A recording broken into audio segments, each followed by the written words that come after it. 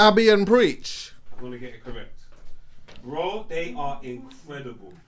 Are they American or British? I think they're Canadian.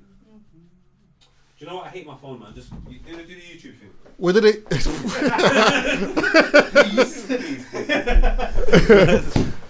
What did they discuss? They discuss apps. They're pretty similar to us, to be fair. They discuss many issues in and around, and they pretty much have similar principles to us. Yeah. They watch videos and then they give you their little views on it. And they're called what? I enjoy watching them. What are they called again? Is it Abby and Preach? Abby. Yeah, do the YouTube thing, man. Do the YouTube thing. Come on. Come on, man. Abby and Preach. I can't lie to you, Chuckie. There's got one guy from East Africa. The other guy is like a comedian. One in his mid-30s. Abba and Preach. Abba and Preach. Okay. I want to shout. Oh yeah. These guys are good. They're good. amazing, They're good. bro. They are amazing. So I've been watching a lot of Abba and Preach. I've been telling people 4 to 5 hours YouTube a day. I'm trying to do to try and understand algorithms and just learn what the people then want. And I just think he's got long hair. Who? That must be an old video. That was 3 years ago. Brother, I was about to say, I watched this nigga this morning. Yeah, he's moving like Eve.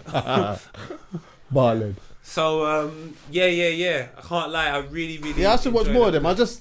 Their clips pop up a lot. I like the way that they've done that there as well, where they're at the bottom. See, like. Oh yeah. Proper sick. They discuss, you know what? They have very similar principles, I guess, to us, man. Just some of the things they discuss. They talk about accountability. They get on anyone. Candice Owens, Trump, you name it, they're on it. Yeah, but Candice Owens is your, you know what I mean? Do you know what? Yeah, she's my love interest because of obviously the way she looks. I think she's stunning, and I just like how brazen she is. But when I started deep diving into what she's brazen about, I realized there's other people to love. Yeah. There's really but you know, we've talked about her before anyway. But what I do like about her is that, well, for me anyway, I really disagree with her and I really agree with her. That's mad, isn't it? Do you get what I'm saying? But you need that though. You need that. If she was, you got to provoke emotion, man. If she was ugly, she stands for something. That's what it is, huh? If she was ugly, would you agree with her? If you've been listening to this pod, some of the things that she does, like some of her court, like I get it. I get some of it. What? You know me. Yeah. What do I tell you? Yeah. You can't drown around me. I'm shallow. If Candice Owens looked like the back of my foot, you're saying no. I don't care. Yeah. Now I can't even hear what she's saying. You can't just pretty keep it real privileged, bro. sometimes, man. It's pretty privileged. Pretty privilege exists, bro. It's real. I've been having it my whole life. You know how it goes, man. You know what? Sometimes you got to use it to to do something for the greater good. You get what I'm saying? If she's using that for the greater good, then I got to hear it. I ain't got to agree with everything. Fairs. I ain't got to agree with everything. I don't agree with everything. Sometimes I listen to it and I'm like, I'm just not doing this. Then there's other times when I listen to it, I'm like, yeah, nah, I hear it. I hear it so loud. Sometimes, her final destination is not what I agree with, but then she takes you on the journey and you're like, oh, I hear that. Yeah. I actually hear that. How can I hear the journey, but the final destination is not? It just doesn't make sense to me.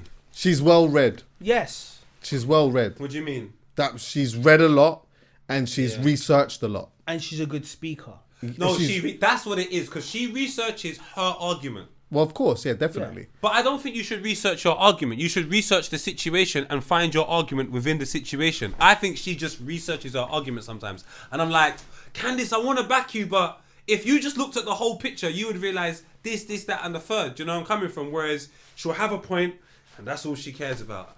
But that's why I think that she, in some instances, in her mind, has looked at the whole picture and then landed on something. Fair enough. Then said, you know what? No, I'm standing on this. Do you know what I'm saying? But then it's difficult to shift her from it. That's the problem. Yeah. And sometimes that can be the issue because someone can provide some nuance that will make you see something a little bit different. Yeah. Whereas she won't necessarily waver from that. She nearly got herself into trouble the other day, didn't she? What? When she was talking about the people them tried to sue her, didn't they? Remember we talked about it? Did we talk about it? About the woman the person who said that she was saying that there was a man or whatever. Yeah. The French the French or whatever. Yeah. They were trying to sue her backside. But like, was she telling the truth though? I don't know. They're saying that she weren't. Is it Macron or something? Macron's. wife. Macron's wife was Yeah, they born were a man. suing her. Did they end up suing her? Do you know what it is? The suing thing Anyway. is out of hand. Because you know that guy, do you remember that joke that the guy apparently, I didn't realise it was a joke to be fair. Which joke? What? The Lion King joke where he said, you know, on that song that's in Lion King, I brought Yeah, it here, and he yeah, said that yeah, it was yeah, just- yeah. Apparently, sorry, people at home are making no sense. So there's a Lion King joke that I spoke about here. It was on, who's that guy, that White Don's podcast? Who's the White Don? Andrew Schultz. It was on Andrew Schultz's podcast. Yeah. And basically, no, it wasn't. It was on Godfrey. Yeah. It was on Godfrey's podcast, innit? podcast. It was on Godfrey's podcast. And basically, there's that song in Lion King at the start. And the guy told a joke. I didn't realize it was a joke. And basically said that all he was saying is, look, there's a lion. Yes. When in actual fact, it's not the case. The composer actually sued that comedian whilst he was on stage telling a joke. Oh. Do the YouTube thing, you can see it. Yeah. Made me laugh. I said to myself, yo, back to Candace Owens anyway. Also, out here, just going mad, man. Everyone's going mad. Yeah. Anyway, you were just about to land on saying something about the internet is raising mental health or whatever. What was it? Do you know what? I did say it before. Before I get there, I should actually apologise. I tried to apologise last week, but last week was a bad week. I realised it was my dad's birthday. Yes. You know what? I saw. And I couldn't go to his party. Oh my god. It's how he copes. You know what I've realised? It's how he copes with it. So Maybe it's a coping mechanism. Yeah. Maybe. No, it is. Maybe. But yeah, man, he wasn't in attendance as well. What are you laughing at? What are you laughing for? Nah, he was at the main party. Huh? He was at the main party. Nah, was that whatever the party he was at, Tupac was performing and I couldn't be there. He was in the line. Yeah, Madeleine McCann, first row. Strong. Crazy bar. That's cool. Oh my word. Look, I understand I tread the line. What? Tread the line. But a couple of weeks ago, that wasn't the case. It was just, poet, you didn't research. So on Filthy, I spoke about it last week, Filthy Fellas, we had someone in the studio, and I just feel the people that watch our show, they watch it for escapism. And if they're trying to escape the stresses of their life, that potentially wasn't the best way to escape. So I have to hold up my hands and say, my bad, I'm sorry. I do apologise. I wasn't aware of the situation, and I've been made aware, and moving forward, there'll be no problems. Let's be honest. We've never done it prior, so this was just a mishap. And I say it was my mishap. Nothing to do with Filthy Fellas, nothing to do with any one of Filthy Fellas. It was all me. So I do apologise. And to the people that are saying, oh my God, but there was a tweet, you saw the tweet. To you people, I say this. I said it to Chuckie the other day. If you ask me, do I have breakfast every day? I will tell you I have breakfast every day. If you ask me, what do you predominantly have for breakfast? I will tell you toast and porridge more time. If you said to me, do you have Pop-Tarts? I'll be like, nah. But if you found a picture of me having Pop-Tarts on the 27th of March, 2023, I'll be like, oh, sugar, I did have Pop-Tarts. It's just like, I won't remember it because it's just so rare. That's the things with Twitter. Do I have Twitter? Yes. Do I tweet every day? Hell yeah. But if there's 365 days in a year, I've got about 8,000 tweets. So I have the capacity to forget tweets that are not commonly used or not commonly things that I tweet. So I tweet about football, Future, and Candace Owens. And I don't really tweet about other stuff. So it's not that if you show me, do I tweet? I'll be like, no, I didn't tweet that. But if you show me the tweet, I'll be like, oh, sugar, I did tweet that. But it's because there's so many, I have the capacity to forget that. That's not making any excuses and saying, I should have done research. I know that. So moving forward, there will be no more problems. And that's it, man. I don't want to focus on anything else other than my mistake, what I done. And that's it, man. You know what I'm saying? But here's the thing. I know you don't even have nothing for breakfast. Me? Yeah. You don't eat breakfast. What? You eat breakfast. What? You don't eat You breakfast. didn't see my Uber Eats. What? Bro, you know what? You eat breakfast in the morning. Cornmeal porridge. Banana porridge. I'm Let not me gonna show you lie. right- Poet looks like a man who steps out, don't eat nothing until 2 I'm skinny. o'clock. So you're being so alright, cool. Because you go gym and your shape's mad. Now, do you know what, to be honest with you, I don't eat until half 11 more time. You're picking on me. But I don't eat until half 11 more time. Oh, so now the whole world just lives through your eyes. So because you eat till half 11, now Poet don't. Yes. All right, fair enough. I hear you. Yes. I'll show you right now. This cornmeal porridge. Do you know what it is, Chuckie? It's the porridge thing. Yeah. Banana porridge. Yeah, I Cornmeal love a banana porridge. yeah. If there's something I don't have lunch. I have to ask you, do you order the porridge? Yeah, Every time. because the Caribbean shop's not far from his yard. But why can't you make What, do they deliver it porridge through the window still?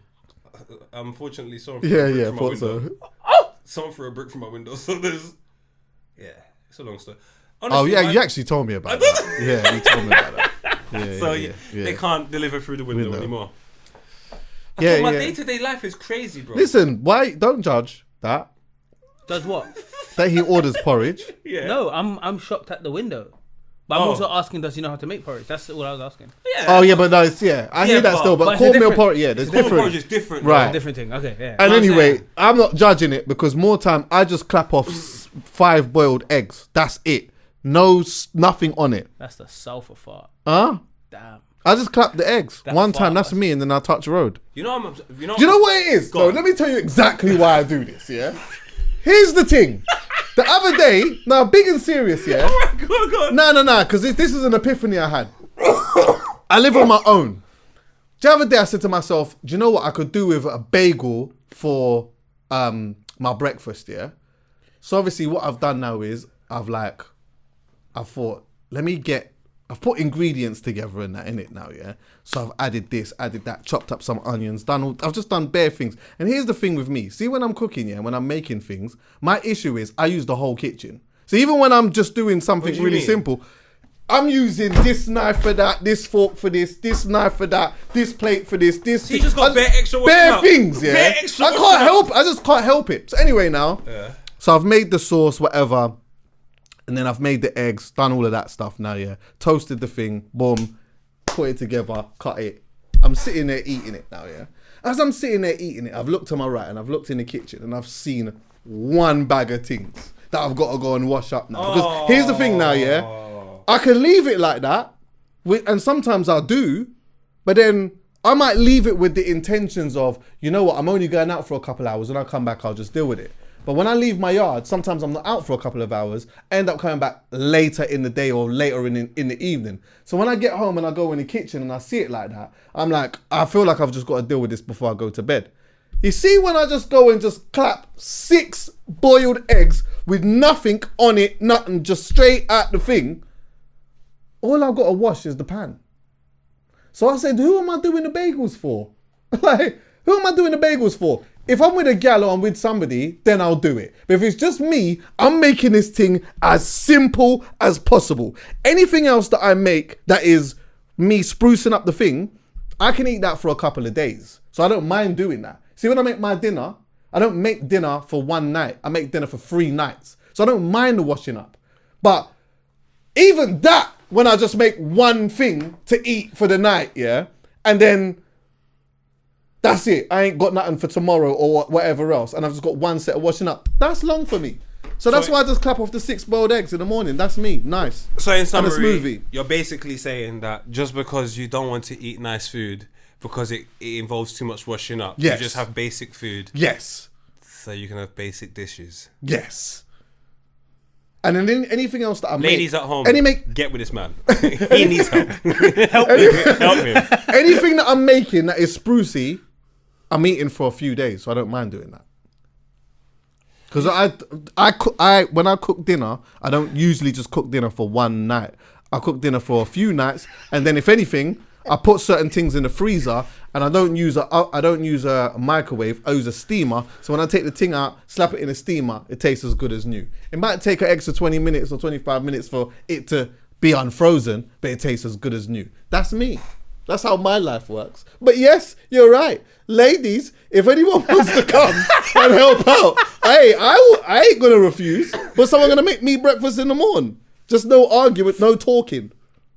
I'm just saying, like, you're cutting off your nose to spite your face, your hands, you're cutting off everything. Like, you know when you cut back on this food, you're eating it. If you was cutting back because you didn't want to make it for someone else, I hear it. But why would I cut back on me? No, but I don't know. You're getting this thing mixed up. Of course you're I am. thinking, wait, this is just it. No, this is how basic this actually goes. First things first, I enjoy it. Yeah? let's be clear. I ain't doing it because, you know what I mean, I'm eating it and I'm not really... No, I'm loving... When I make the boiled eggs and I don't put nothing on it, I just crack it on the thing, boom, open it up, peel it and just clap that. I love that, yeah? The other thing is that I eat that is quite basic is granola and yogurt. But that doesn't sound basic to me. Granola. Even that just sounds a bit sprucey. Boiled egg. But watch how I do it. Granola. But I don't need much. All I do is get one plate, get the yogurt, pour it in a thing, granola thing, twist it around, boom, neat. And you know what? That can hold me. Now, I can, if I want, make a bigger lunch, yeah? But that's just a lot of stuff going on, blood. But you just sound like your mum didn't bother with you in the morning. She's like, she started her mothering from 12 p.m. Nah, my mum, when it comes to all of that, my mum's very on the cooking thing. So then why are you having... This is what... So, EA, hear me out. I can't cook in the morning. But you see, in the morning when I was younger... He's about to start capping. EA, let me start this again. Yeah. I can't cook. Okay. So... You should be on my wave. Nah. Not even on the microwave. I threw that away as well. Strong. For me, because I'm used to good loving in the morning, terms of food, 100%. Before I went to school, we were having all types of food. It was mad. I can't get to my adult life and live worse. We're meant to be getting better. So I'm just not used to having a rubbish breakfast. Lunch is something throughout my life that if it happened, it happened. If it didn't, it didn't. But breakfast and dinner, because my mum was in regulation, was big things. At school, I might have a chips and I didn't really care, but breakfast and dinner, Papa, I don't understand how the boiled eggs and... See, here, the reason why you don't understand it is because there's one thing that you're missing here. The granola. Rubbish is subjective. You see them 6 eggs when I clap that in the morning, I'm happy with that.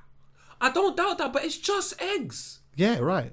Nah, man. Yeah, man, clap Man's that going one carnival time. and just hearing one sound. Nah. Let me go listen to some dancehall. Mix it up. Soca's over there. No, sometimes I do. 90s. Sometimes I make porridge and that. Even that's quite simple. But even then, it's just all like the washing up sometimes. So you don't wash as you go? Yes, but that's the long thing. Because see me, my issue is, and I know it's my problem. I'm no one else. It's mine. I use too much things when I'm making stuff. I don't just think. I know. I hear what you're coming You know from. what? Let I me hear where use you're that coming and that. I'm not efficient in the kitchen. When I'm cooking, that's one of the reasons why I see, like, even when I was at my mum's, yeah. My mum, remember, I used to told this on the pod. Every Thursday, my mum used to teach me how to cook something, and I used to hate it. Cool. It only become something that I loved when I moved out, and I realized, this is good because I know my way around the kitchen. I could cook things or whatever else. Yeah. At the time, I hated it. Now, once we got past that point of me knowing how to cook, yeah, when I was cooking at my mum's yard, I used to hate my mum being there because I know when I'm in the kitchen and my mum comes in the kitchen, she, why are you using that? Why are you using this? Why don't you put that with this? Why don't you do that with this? Why don't you just leave? Just leave. Get out. Get out. Yeah, get I hear out. that. I hear just that. get out of the kitchen. Well, let me do what I need to do. But though, I do. What's this? What happened? That wasn't me. That wasn't me. He's just noticed that the phone was right next to the charger, but it wasn't in. Crazy. That wasn't me. Imagine you didn't notice that. Don't look at me like it was me. In a nutshell, I'm just not efficient in the kitchen. It's alright. You're efficient in other areas. But I'm not efficient. But it is what it is. I just say everybody's self-love is important. I believe variety is the spice of life, and the consistency of the same thing can cause depression. So you watch. If he's still having more eggs in 1 year, I am in this. Watch. I'm in this sweet potato bag at the moment as well. So like, I've been making a few different dishes with sweet potato, but again, and I'm loving it. Yeah. But I'm not efficient. Do you know our problem? Do you know what food? Food is very interesting to me. I'm controversial when it comes to food. Like, so you said sweet potato. Not a fan. Don't Really? Not a fan. Oh, I love sweet potato. Another thing that everyone's a fan of. I was never a fan from younger, and no one was, but as we've got older, the delicacy has gone from being quite cheap and something to everybody want it. Oxtail, no breeze, not a fan. Really? No breeze, not a fan. Not a fan. Oh no breeze, not a fan. Okay. What else is there? There must be something. What's Cow foot. I'll stop yamming that. Stop! Do you reckon I started? One time my mum gave me soup. I've seen a claw in the soup. Yeah. Mum, what is that? Chicken foot. Yeah. My dad made that the other day. I said to Mum, you mean to tell me one point in life, someone looked at the chicken and said, boy, you see that foot? Can't wait for eat that. No! Sorry, Mum. I'm not eating that stuff. That's how you know, though, and it's a deeper one. God. That's how you know they had us in the trenches. They had us in the absolute trenches. These lot don't know about that. They didn't know about them type of struggles there. When you look at our ancestors, yeah, they were having to find all kinds of stuff on the animal to nyam. Do you know what I'm saying? And you know when you deep it, And like pretend I they ain't like it. like I right. Well, this is it though. This is what I will say. Yeah, This is it. this is what I will say. Like, obviously now I'm at a stage where there's certain things I'm just not really eating because I don't know. Cow foot is one of them. I'm not loving the idea. I just don't really like it anyway now. Yeah, but you see them time there, yeah, when they're in the trenches, I think it's kind of wavy that they managed to figure out, all right, let me just get this and fling 2 seasoning and cook it up this way and make it, because most people would not think that. Do you get what I'm saying? Do you know what though? It's survival. When that's all you got, you start remixing it. You start, because I know back in the day, there's a couple of things that I had to convince myself was nice, and then after a while, you just find a way to make it nice. Yeah. So what is that fish that you used to eat in the tin? What? Tuna. It might have been the tuna, but sometimes, there's something. Sardines sometimes I had to eat.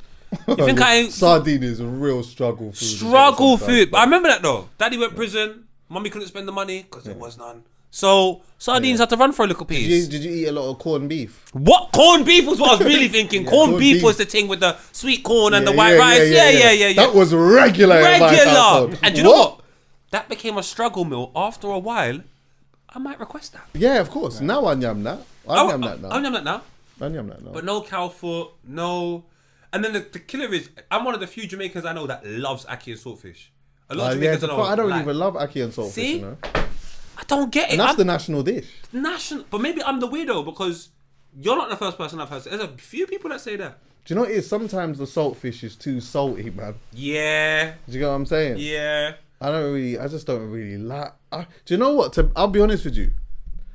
I actually forced myself to like it because I felt like I was supposed to like it. I hear it. That was just what we had, innit? That's our thing. Like, and it's almost a prideful thing. Like, this is ours. Yeah. So I have to like this. Yeah. I don't really like. That with the fried dumpling, I like the fried dumpling. Let's open up the conversation. What restaurants are a bit overrated? Let's open it up because those are the delicacies that we like. But there's certain places, I've gone to certain restaurants and everyone's pretending they like the food. And I eat it and I go, you don't really get it like that. I don't do you like the Instagram photo? Also, you have to pretend you like the food. Do you like the gal? Because I've definitely liked a gal and said I like their food. Well, definitely. There's like certain high-end restaurants, easy for me. Like Sexy Fish, I don't really rate Sexy Fish. Bro, I went Sexy Fish the other day. The fish ain't sexy. Strong. It's so overrated, Chuckie. Yeah. I prefer some of the... I went to... When I was in South London the other day, they took me... What's the West Indian shop? What's the West Indian shop? What, where? In South. It might have been Brixton. Bait one that everyone goes to. Flavors? No. Is it True Flavors, something like that? Maybe. Brother, I think I went True Flavors. Hold on. Take me there. Better than Sexy Fish. Yeah, 100%. Better than Sexy Fish. True Flavors is in Where? Brixton Hill. Yeah, True Is Flavors. it like that? Is it where? Brixton Hill. That's the one I went to. True Flavors. True Flavors is better than Sexy Fish. Is it like that? True Flavors is better than Sexy Fish. True Flavors is better than Sexy Fish. Let's have this conversation. These high-end restaurants that I'm going to, True Flavors is better than Sexy Fish. Yeah. Leb Grill's better than Sexy Fish. What's that? Leb Grill. Leb Grill, where's that? There's the original one was in South, and then there's another one in Housden now. Leb Grill is better than I think a lot of these localized restaurants that specialize in cuisines that are for the hood are better than these central London restaurants. Yeah. I'm tired of pretending that I enjoy it. I don't. I'm trying to think of like what other restaurant have I gone to? I bet you I know what was overrated. Because where is he now? Oh my God. Where is he? So the Salt Bay guy. Where is the Salt Bay guy? You know I watched a mini doc on him the other day. Chat to them, Chuckie. Brother, his to me. thing, you know when you actually really deep it, yeah? The way that he tried to position himself in this thing, right? There was a marketing aspect of it that worked. But I knew that when we look back at it, this is going to age horribly. Because people were going and spending a whole load of money on steak for a man to feed them with it and to fling some salt off his elbow. And you know what? This man completely clowned himself when he went to the World Cup final. Oh, and he tried to stand next to... Who was he trying to stand next to? Was it Messi. And he was trying to get them to hold the World Cup trophy. Nah, this guy was looking like an absolute punk. On top of that, yeah, when I was looking at this Don, I'm saying to myself, this Don has a coke habit. You can see he's got a coke habit. Is it? You can look at him and just tell he's got a coke habit. Look at his face. Look how twist up he is in this one. Coke boys. He's wearing white. Oh, brother. My new one. But Big Zoo. is the business still there? Because you know that was another thing that was happening. People were complaining about not only the prices, but there was a thing that people were complaining about when they were going there. The quality of food. They're complaining about everything. It looks like it's still open. Yeah, it's still there. All I'm letting you know right now, Big Zoo is a better chef than Salt Bay. To bits. That place, Big Zoo. That place went from you can't get a booking, people queuing all the way down the road, to I don't think anyone's going there no more. I can book right now for today. Is it? Yeah, of course. Let's go take a look. You know, up to 10. Yeah. Do us a favour. Can you go to the menu? What? 12. Go to the menu and let me take a look at the price of a cheeseburger. Now, when I took a look at the price of a cheeseburger before, it was £101, and I saw Big Zoo and AJ Tracy there, I realised their tax bracket is a bit crazy. Different. Bit crazy, them two. Let's find out how much this cheeseburger is from. Does it say? Because sometimes with those restaurants, they don't always show prices. Oh, so they don't want to show prices now? Yeah, online they don't. Sometimes they don't. They got. I think there was another thing as well about him not paying staff. Yeah, he wasn't paying staff adequately. Mains. So he doesn't tell you the price? Yeah, £37 for corn-fed baby chicken. Oh, corn-fed baby. Where's the cheeseburger? Burger is between £39 and £45 for. So it's cheaper now. Yeah. It must be. It has to be. At one point, that would have been about a bills. I'm just letting you know. How much is that? Did you see the sirloin? How much is it? £680. £680. For high grade Wagyu sirloin. Let me tell you something. True Flavours is better than that. Is better than that £680 steak. I'll be more satisfied, 100%. A pepper steak from True Flavours is better than that. 100%. Am I lying? 100%. A pepper steak from True Flavours over the steak from there. I think we need to forget these. Do you know what we need to start? Chuckie, let's go back to mental health. I like that. Let's go back. I like that question. Do you like it? I don't know if I loved it like that. Was it the experience? I think it was more the experience.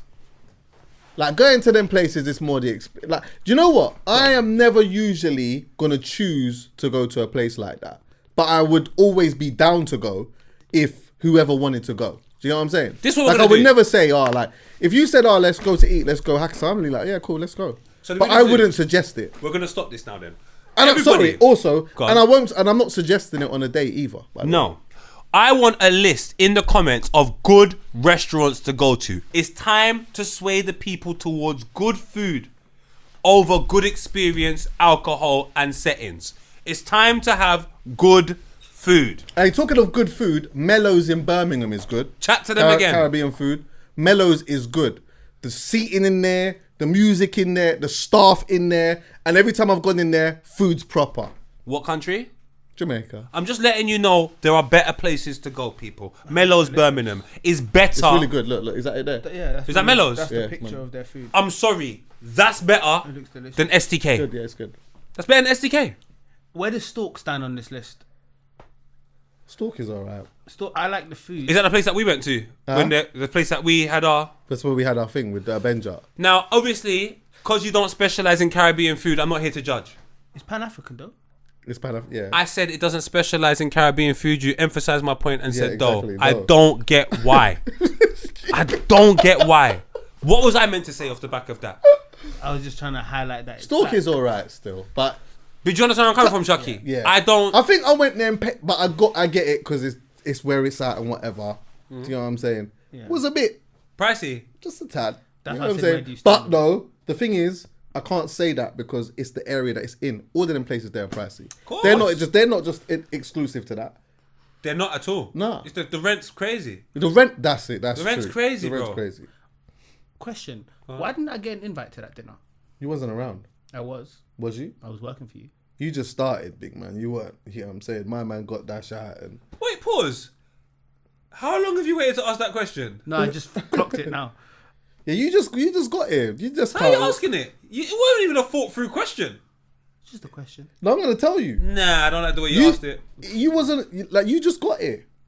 We didn't know if you was keeping What you. was this, 22 or 23? I don't know. You I'm telling you told us you were there. I'm saying, I don't even know if we was even keeping you back then. Yeah? How about that? I don't know if we're keeping you now. You came in. That one's dark, man. You came in. You did a job for a moment. Yeah? And we had a couple of things going on. That was why you didn't get the invite. You get the invite now. You get the invite now. I appreciate You know what I'm saying? You get the invite today. Aye, but Stalker not trying to hit us up, so. Aye, True Flavors, do me an invite, I'm over there. I'm sorry.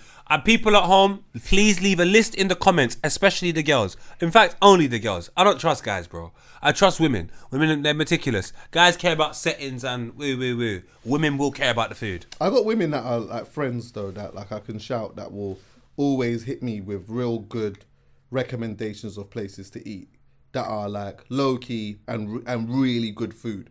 You know what I'm saying? I got some friends that are women that are just foodies. Can you get them friends to leave comments, please? Yeah, there's actually Bless one. you. What's the one place that I really? There's one place that I really like. There's one in Soho and one in London Bridge. I can't remember the name of it. If I do remember the name of it, I'll put it in the caption and or on the screen. But I love it. I love it. What kind of food is it? I think it's one of them pan joints.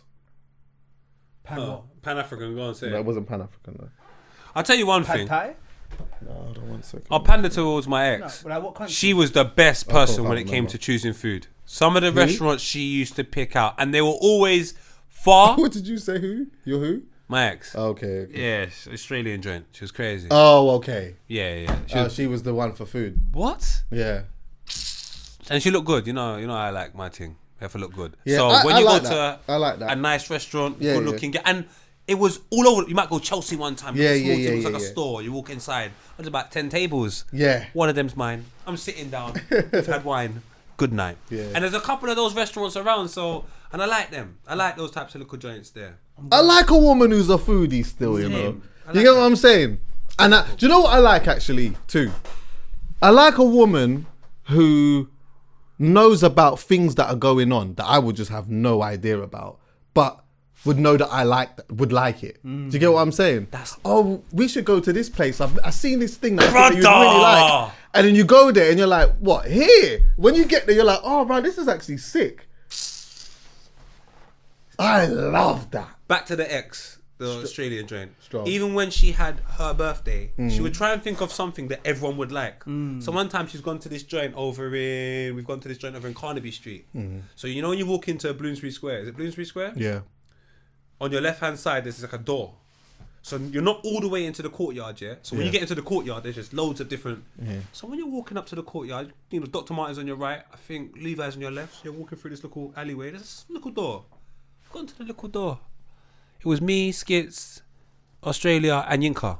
We've gone downstairs. I've been there! Brother! Oh my God. What's the vibe saying, brother? Oh, I loved it in it was there. crazy in I there! got a story about that. Have you? Brother, you know... Do you know what? Because I was looking for, one time I went on a date, yeah? All right. And then, Wait, you're looking for a date? now I went on a date. Oh, sorry. But then someone told me about this place. So I was looking for a next place that was like a little low P, go for a drink, boom, whatever, yeah. So we've gone on a day where it hasn't like, it's not turned up in there, but the environment and that and the vibe in there was really cool. So and she's told me about this door thing. So anyway, boom, gone downstairs, whatnot. We've gone in there. I'm like, right, this is cold. What? Like, the vibe in there was nice. Anyway, this was like one of the very few times, 'cause I don't do this, but because it was a safe space. Oh, we was in there, gumsing up the place in What? there. Was it this thing? What?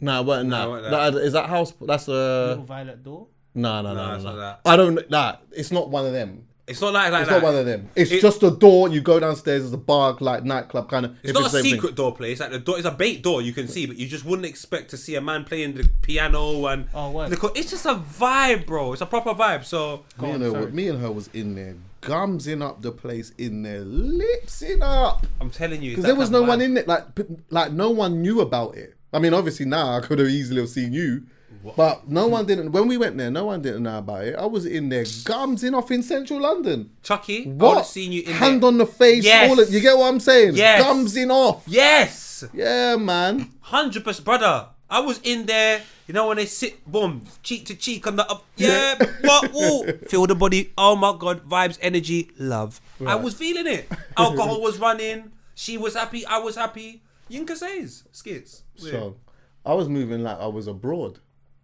That's what happens. That's what happens.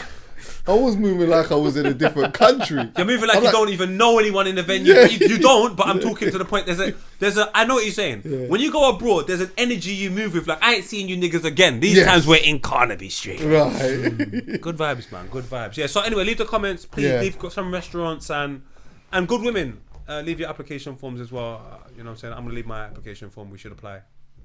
Let's go to Pooh Shiesty quickly. Oh my God. Yeah. This became on my. I don't even know too much about Pooh Shiesty, by the way. Oh, I love Pooh Shiesty. Oh, is it? Yeah. FDO, fuck the face. It just interrupt me if when I'm getting things wrong, right? Yeah. So he's signed to Gucci Mane, Come on. right? How long has he been signed to Gucci Mane for? For as long as I can remember. So from it's been time there done for a back in minute. blood, like. But Gucci Mane's like that. Gucci Mane signs all of those artists from early. Right. And so, is he in and out of jail? Pooh Shiesty. Possibly. Yeah. He's 26 years old. Okay. So I know he's a proper rude boy. He signed in 2020. All right, cool. So from my understanding anyway, he's signed to my man. He's came out and he's got a tune called First Day Out. FDO, yeah. Yeah, FDO, yeah. And the tune is absolutely booming. Cool. He's landed on the Hot 100, everything, whatnot, boom, boom, boom, boom, boom. And what it sounds like is now, he's saying to himself, all right, boom, so obviously Big Checks is going to land in a bit. But Big Checks is not really landing.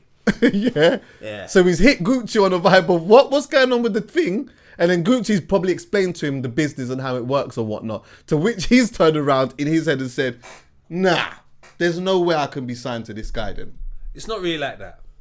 I'll show you how it is with Pooh Shiesty. Now, I understand there's a smirk on my face and I'm smiling, which makes it seem that I like what Pooh Shiesty is doing, and you lot would be right. But it's only because I appreciate today more than ever. Doesn't mean I like or I'm rating, but I appreciate principle-led individuals because it allows me to make a choice based upon truth rather than just guessing. So what I mean by that is Pooh Shiesty just seems to be a gangster, bro. And he's not sacrificing his morals for love nor money. Now, in the last, because he's in prison now. So before, obviously, before FDO, when he was in prison, he's got a cousin called Scar. And I'm sure there's loads of things that have happened before. I'm just going from the Scar incident. So Scar, Scar's his cousin. Like, Scar's his cousin the way me and Scribs are cousins. So they're very close. Scar's died from an overdose. Right. My man's in prison whilst he's died. Scar also raps and also is signed to Gucci Mane. So obviously when he dies, Gucci Mane contacts the family. What do you reckon Gucci Mane says to the family? I hope he says, "I'm sorry for your loss." He said, "Give the chains back." Oh no. Now, off the strength of saying that, I shouldn't laugh. That's not Scar's younger brother has gone on live and gone mad. Yeah, that is mad. Like, you're Gucci Mane. To us, you're the top gangster. All of these types of things. How's my brother dead? And the first thing you're doing is phoning us, asking us for the chains back. Then you're saying you're going to give money for the funeral. You give 10 quid. You're Gucci Mane. I know how much funerals cost, unfortunately. So many recently. Like 10 quid for a funeral, and you're Gucci Mane. And Scar was somebody. I get the way people are looking at it, rightly or wrongly, but I get it. Scar was someone, they've got money anyway. After the first mistake, you've offered to pay for the funeral, 10k, and now it's taking too long to even get the 10k. Cool. FDO drops. I watched the interview with my man. What's one of the things he says which was super compelling to me? He regrets when Scar died because he wasn't there to change the way things went. So instantly I said, you're vexed with Gucci Mane. Forget everything else. You're fuming with Gucci Mane. Plus, Pooh Shiesty's dad is a gangster. So he's just from a lineage of gangster family. So I was thinking to myself, rah, you're in prison, your cousin dies, your family are super close, like you've got one of them type of families.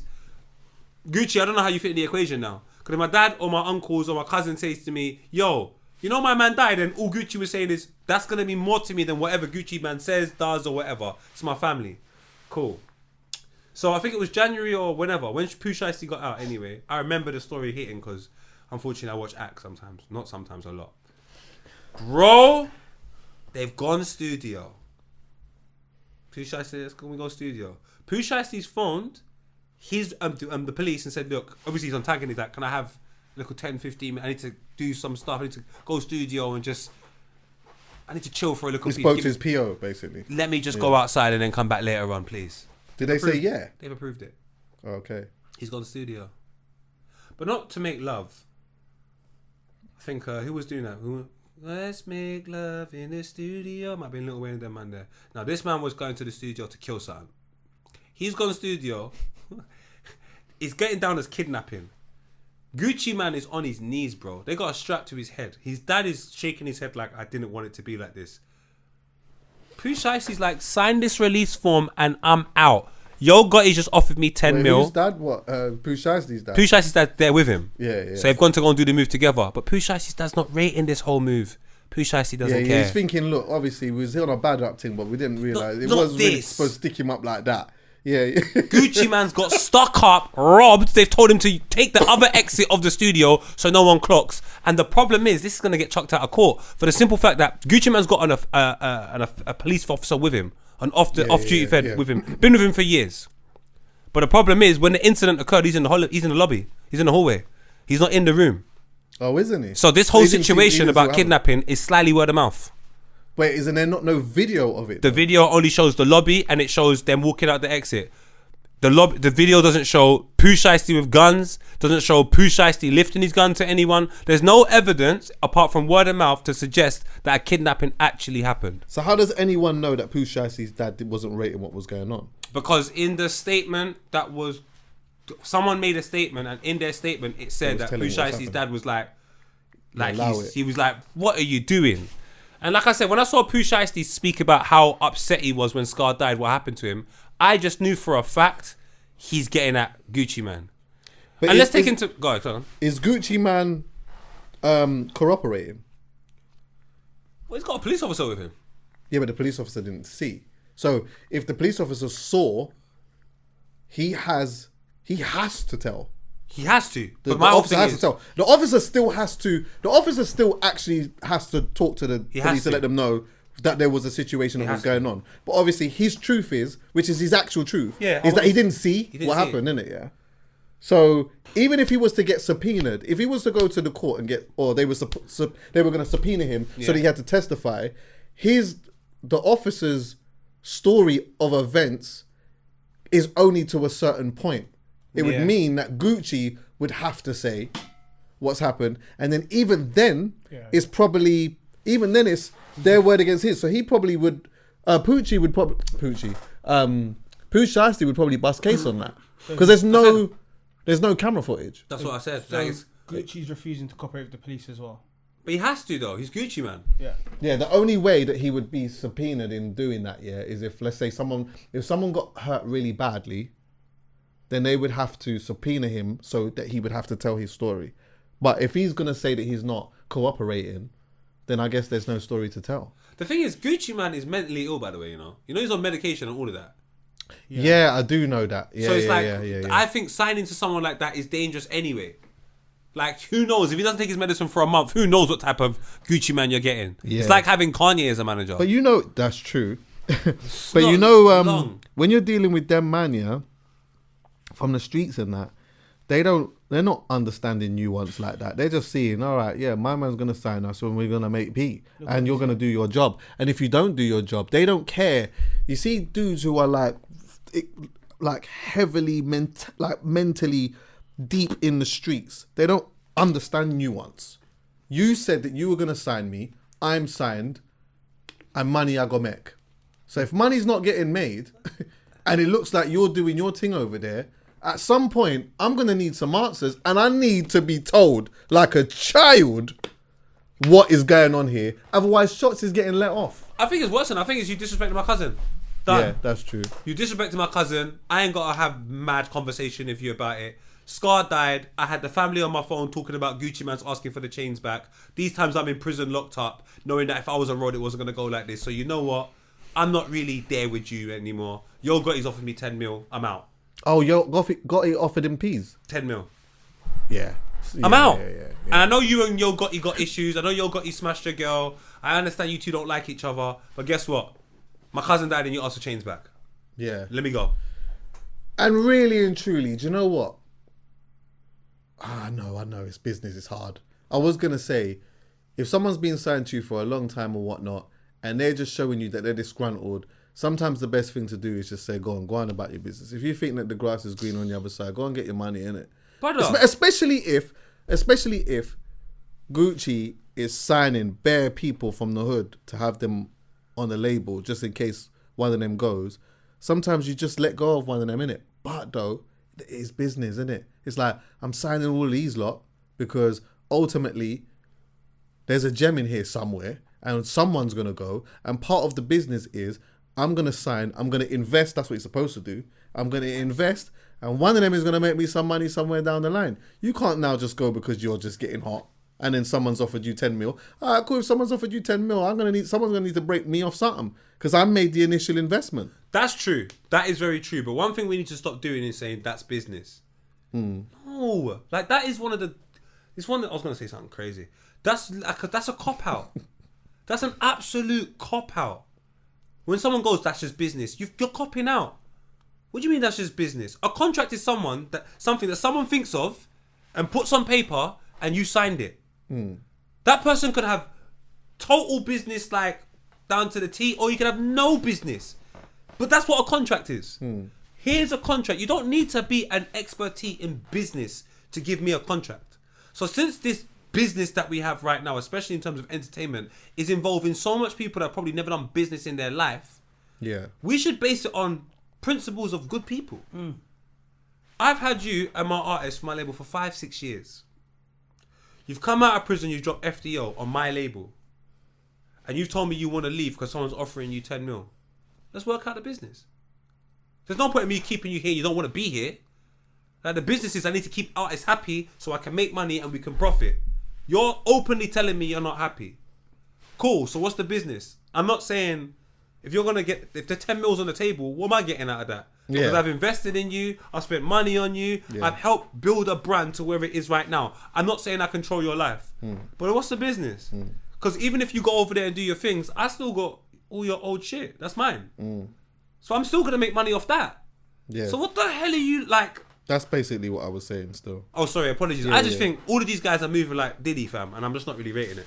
Yeah, if you can just work that out. Because that is going to happen, innit? It happens all the time. It's like someone signed. It's like football, innit?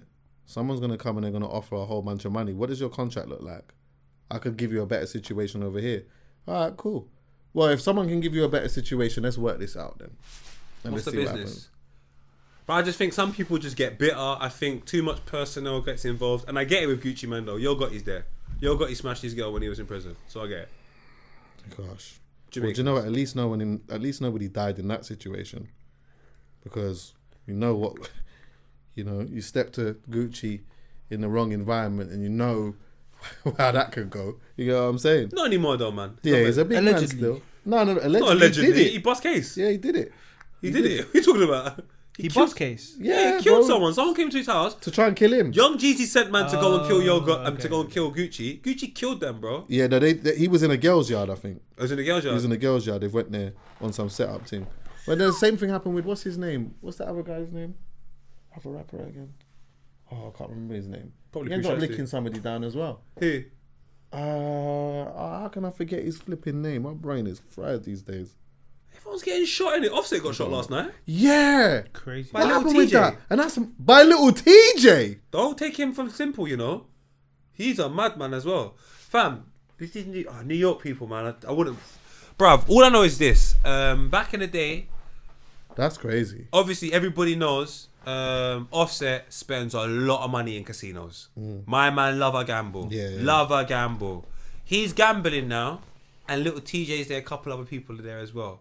When you hear little TJ tell the story, it's so fucked the way he tells it. He said the story already. This is years ago. Oh, this is years ago. This story. Basically, he lent my man 10 grand. In the casino. He lent him 10 quid. Okay. And as he's letting him 10 quid, it's because he's going down bad. And he's looking around, asking everyone for money, trying to jump on the phone. Yo, can you send me a little money? And he's trying to win it back. So little TJ's there looking like, you're big Offset. Like, he said, you're big Offset, man. Like Cardi B's husband. Like, do you want some money? Give back to me later, man. Anyway. Yeah, because he knows there's money there. In his head, knows there's money anyway. there. Yeah. He's giving him 10 quid. I don't know what the exchange was in the Insta DMs, but it's ended in, come get it back in blood. What? I lent you 10 quid when you were on your face. I was there. I saw it. I said to you, cool, let me lend you 10 quid. Giving you the 10 quid. And now when it comes to me asking back for it, the exchange has become difficult. And at the end of it, like I said, I don't know what the exchange was. But at the end of the day, you still owe me 10 grand. A man said, come get it back in blood. Yeah, I'm not going to lie. If this is how the story went, I get how yesterday happened. Bro, so I'm going to be honest. They've said when we see each other, it's going to be whatever. But I've heard, from what I've read, Offset beat the shit out of him. Oh. As Offset's walking away, raindrops, dropped up. Yeah. In his bum. Yeah, see, this is the thing. You can't owe a man money and then beat him up. It's not going to work. It just can't work. That's mad. It just can't work. You know what? If you owe a man money, you've got to be even if you're tougher, you got to be the one to hold a little bad up. You know what I'm saying? Because otherwise, you owe a man money and then you beat him up. Do you know what? Ego's dangerous, you know? It's going to get crazy. And now you've been shot and you're in hospital. Well, do you know what? I mean, it's mad because his brother died. It's true. Takeoff really died under similar circumstances. Not even that long ago. Imagine what that's got to be for a parent, no? You know what I'm saying? Like, you got one child who's been licked down and then not even too long afterwards, really, yeah, your other son is in hospital with gunshots. They're not brothers. No, they're family members. They're family members. Cousins or something. Cousins are like. Yeah. Do you know what I find? Yeah, you're right. Do you know what's so upsetting though with looking at Migos? I think Takeoff probably forced Quavo and Offset to be a little bit more mature. Even though they probably were very immature, still, I think they were forced, because sometimes when you got the younger sibling around you, you can't be him. Yeah. You've got to be the older version of him. You can't meet him where he's at. Do you know where I'm coming from? You kind of got a guide. When you've lost that individual, you're no longer practicing directly that way of behaving. Yeah. You've probably got everyone around you the same similar age, and the only time you probably exhibit that is around the youths. Yeah. So now, like, I've just seen Offset doing, and I like Offset. I like it musically. I just like Offset. I like Migos. I love the Migos, but Offset's doing some questionable stuff, fam. And Quavo as well. Like, Quavo asked Offset for money the other day. My man told him get back in the booth. I'm like, this is. Do you know what? It's always money in it, because I've been watching this Fredo and Clavish thing unfold. Oh, and that's the next money thing as well. I'll come to a light conclusion in all of this, actually. So just for anyone who don't know, yeah, basically, from the fans' point of view, it looked as though Clavish had sent some shots at Fredo. Fredo had then at some point allegedly set him up, and then had made some diss records back or whatever else, yeah? Anyway, this thing is basically about money. Fredo did a interview with Posty, yeah? I'm not sure if you saw it. Shout out Posty. Yeah, big up Posty. It was good. And like, Fredo was essentially just talking about the fact that, yo, you've asked me to do a verse. You've told me the label's going to like pay some money. I'll do it for you for free, but as it's a label thing, I'm going to need some bread and whatnot. Of course. So you're saying, yeah, give me 50 cash or whatnot, and then you can make a drink on top, because he was saying that he wanted to make a drink on top or whatever else, yeah. Anyway, boom, the money didn't land in cash, it went in his account. So now when it goes in his account, he's got to pay taxes on it or whatnot. So his managers hit him, and Clavish's managers hit him and said, yo, could you send over the 20, because obviously he's sent off for the 70, innit, yeah. So Fredo has sent 10 as opposed to the 20. Yeah. And then that was that. Because in his head, he's saying, yo, the deal was changed, didn't it? Because the situation. It's gone in my account. Boom. You get what I'm saying? Man, I have to pay tax and whatnot. Just settle with the 10. So then obviously that's become a whole thing, and then it's just all spilled lightly into the streets and whatever. And then I watched Clavish's rebuttal to it, yeah, which was quite interesting still, because he was essentially saying, yo, when he was gonna do this verse for me or whatnot, yeah, and there was money involved, initially it was 40, it wasn't 50. I said, because he was like... No, it was 40 all the time. He said it was 40 all the time, but I think his manager told him or something, yo, you know you could get like 70 for this or whatever. Then he was saying, well, it seems a bit mad, I'm going to give him 40 and then take 30. This is mad. So I'm going to tell him 50, I'll take 20, yeah? He said that. Fredo then said to him, Boom, can you give it to me in cash? He then said, I might be able to because they paid so-and-so in cash, but not guaranteed though. Anyway now, boom, he's got the P, but he's saying that he didn't send the money to Fredo. Fredo's team invoiced for the money, because a label can't just send you 70 racks or whatever. You got an invoice for it, yeah. So you have to send your details and send the invoice to be able to do that. So now he's saying that the money's landed in his account or whatever, and then when his managers hit Fredo said, yo. Fredo, yeah, he was like, yo, could you send over the money? Fredo sent over 10. Then he's hit Fredo and said, yo, could you like, let me know when you plan it, yeah. Then Fredo hit him back and said, yeah, cool, bro, it's done. So obviously, his manager's thinking that, you know, like when you say it's done, he's thinking it's meaning, well, it's a 3 working days thing. Do you get what I'm saying? Like, he sent the next 10, but it's coming in a few days, isn't it? That's not what's being said. Right. So, he's hitting back now on the vibe of, yo, can I get the other thing or whatnot? Then Fredo's hitting back on the vibe again of, it's done, innit? Like, that's what it is, it's done, whatever. So then that's how this has become a thing, because he's saying, no, I've got to pay taxes and whatever else, yeah? Now, in Clavish's point of view, he's like, yo, it was 40 to begin with. I was the one who said 50, and I didn't guarantee that the money was gonna be cash, yeah. So it's spilled into this whole thing. They've like, you know, they're sending text messages to each other and whatnot. This whole Australia thing's happened or whatever else, yeah.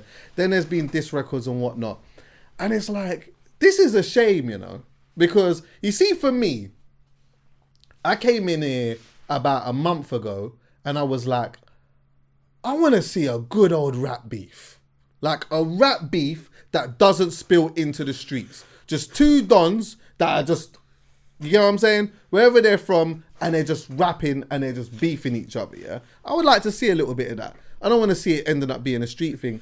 But these two together have a high value when they are together. Yes. You know what I mean? Yes. And so for them to be at a point now where you could see that they went from being what seemed to be really good friends, where now money has got in the way and some type of misunderstanding somewhere down the line, it's turned into this. It's a shame. But you know what? And I believe when Clavish is saying like some of what he's saying, it makes a lot of sense, yeah? But when I listen to Fredo's Fire in the Booth, I'm like, this guy raps phenomenally well right now. He raps so well. Like, for me, Fredo has progressed so much in his barring to me. Independence Day, which came out 2021, for me is like one of my favorite rap albums in the last 5-6 years. For me, it's flawed. I love it. I listen to it all the time, yeah? And even going on from then, he's just rapping so well. But there's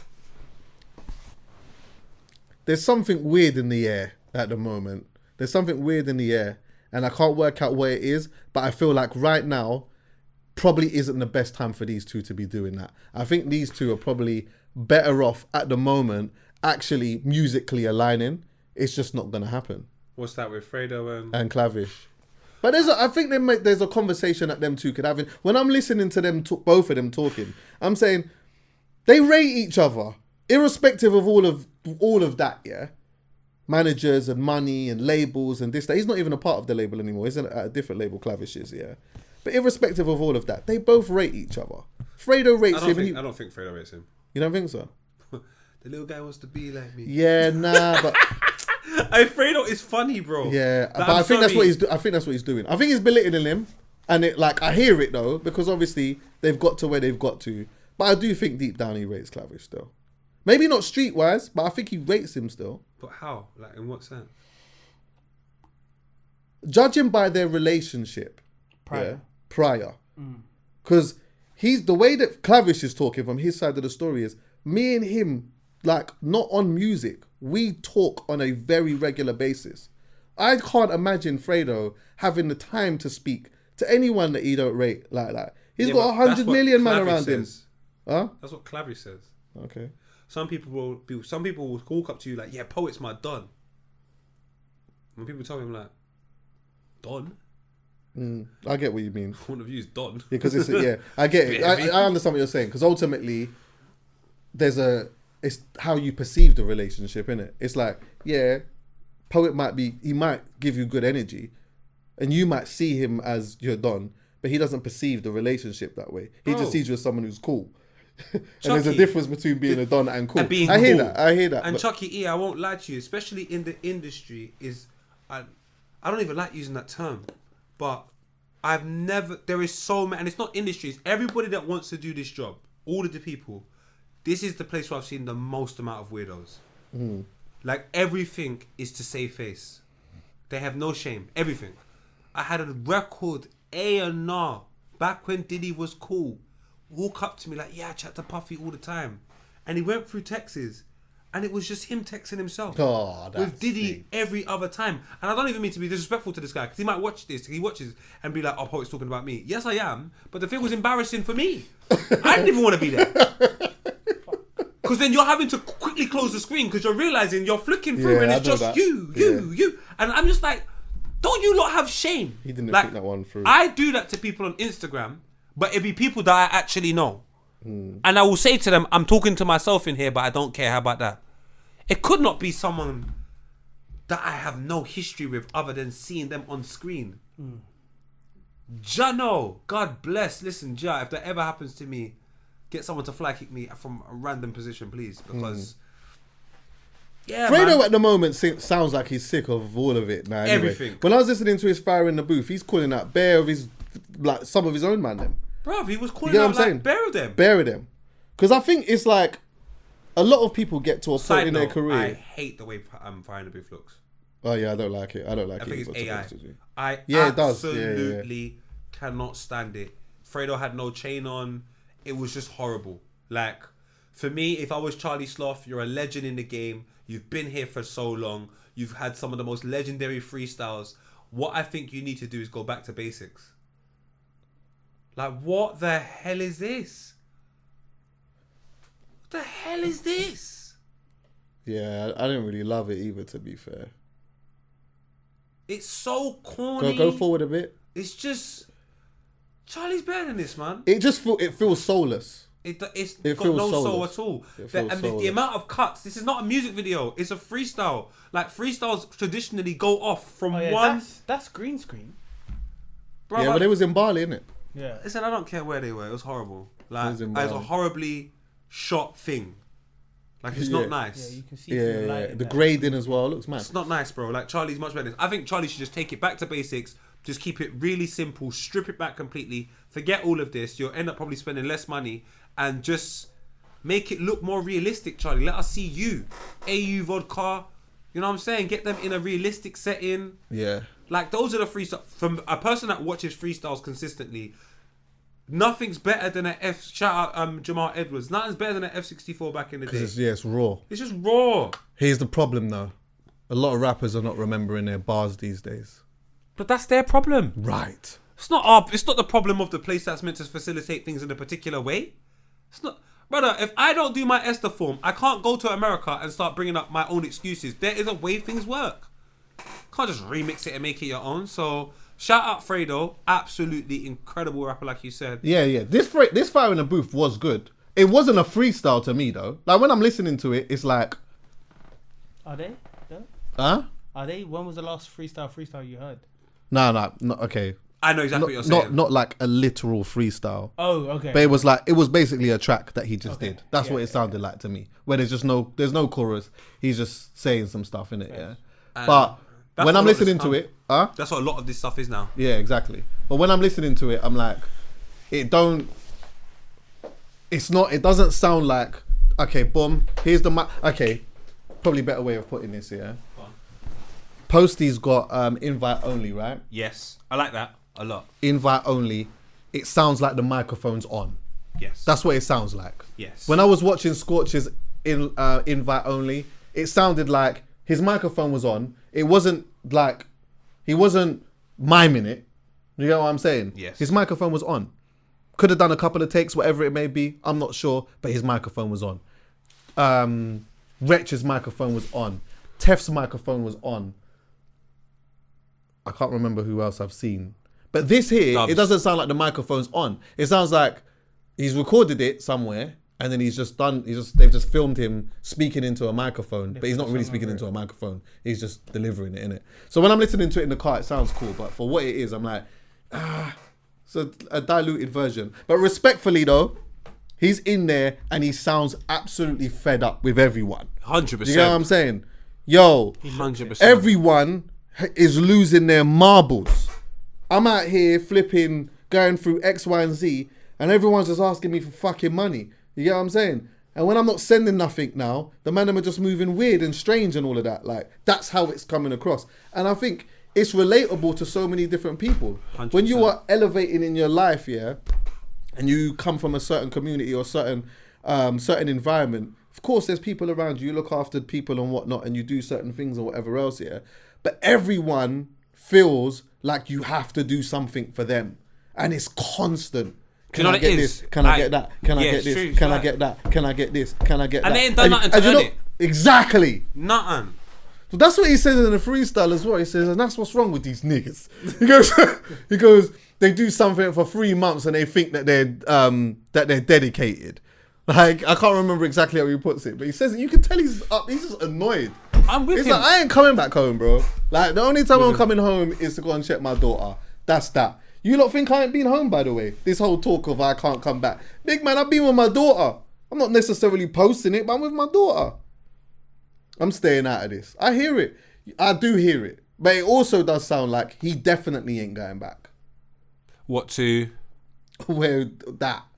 You know, sometimes certain people come from certain environments and I'm old now. Yeah, no, he's like, I ain't doing that. He's still early 30s or late 20s.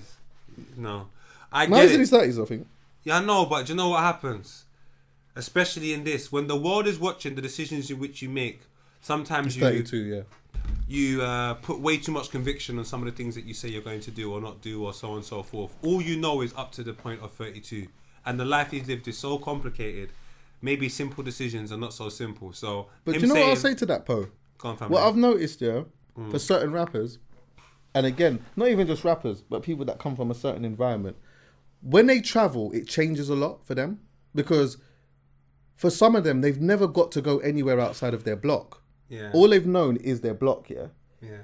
You see now when some of them hit a young Ibiza, you get what I'm saying, and yam too sushi and this, that, and their eyes start opening up to other things that are going on in the world, yeah? And also moving around where they don't have to be with 100 people. Like, they could just be with a few of them and it's cool, it's calm. Wherever they are in the world, whether it's somewhere in Africa or the Caribbean or, again, Ibiza, Marbella, whatever.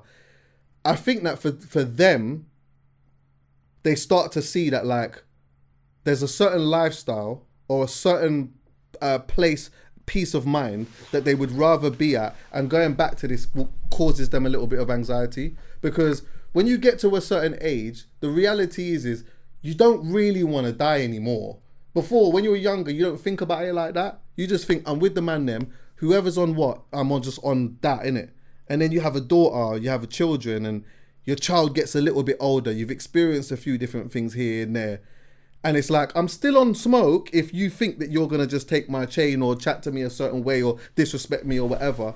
But though, I'm not on dying. I'm not risking it like that. And going back to the hood, being in that environment, it's just too risky. Yeah, so in that sense, I hear fully where you're coming from. That's He what I probably meant, doesn't go yeah. back here. You're probably fully right in that sense. I just think what I mean is a lot of the decisions that are being made for him at times. So he has final say, but decisions are being made for you. So this whole situation where he goes, you know, England's got the greatest, so on and so forth. Like, if there was a problem with me traveling, they would come and get me, this, that, and the third. I don't know how much I believe all of that. Yeah, I hear that. I don't know how much. I'm not saying it's true or not true. I'm saying I don't know how much I believe of all of that. Like, as much as you're Fredo, as much as you're cold rapper, all of this, like, no man's an island. Like, no man would segregate himself from a situation for this long without coming home to what? At least see mummy or something. Well, he said Like, he has. He said he's been and seen his daughter. That's what he's saying. Fair enough. Fair enough. You know, I don't know. I don't I'm know just as saying, well. I'm yeah. just, but it seems a little bit. It seems like there's an issue, and when you say there's not an issue, I'm like, there is an issue. So my overall point is, I just feel like he's speaking from a place of frustration. He's speaking from a place of, I have no choice. He's speaking from, and he might go, of course I have a choice. Well, if your passport is a bit shaky, and there's a case in England where your brethren have got like 100 and something years, I don't think you have a choice in saying, I'm definitely coming back home. I don't think it's your choice to say that. I think what happens is you go, the circumstances look a little bit crazy. I don't know if I should go back. So your choice is being taken away from you because your brethren's livelihood has been taken away from them. They're in prison. Then you take a look at the amount of problems you have.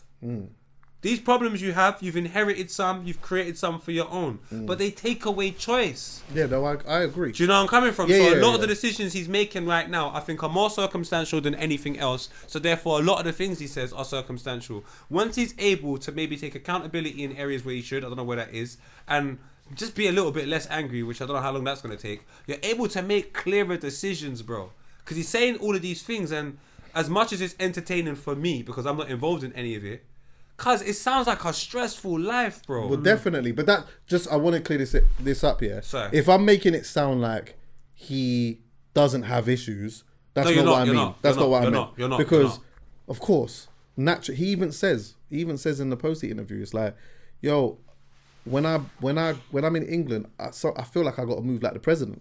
If I'm going to a restaurant and whatnot, I need all the man them there because I don't know who's going to do X, Y, and Z and whatever else. And you're right. It's like some of that is hereditary and some may be issues that he's created himself. Yeah.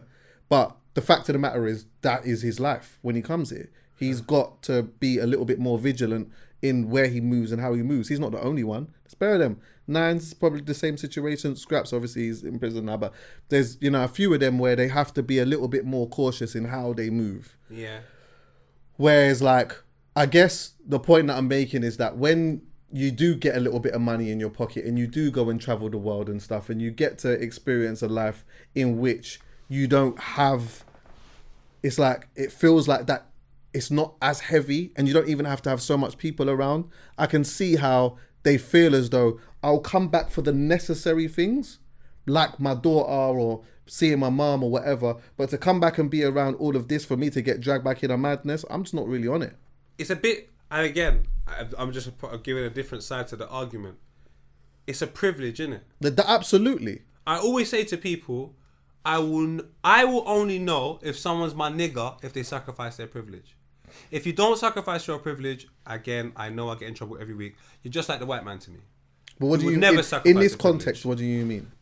He has the opportunity to run away from the problems that other people don't have no opportunity to run away from. And you've just said when you're in England, you feel like you've got to move like the president, which means you need people to do things for you.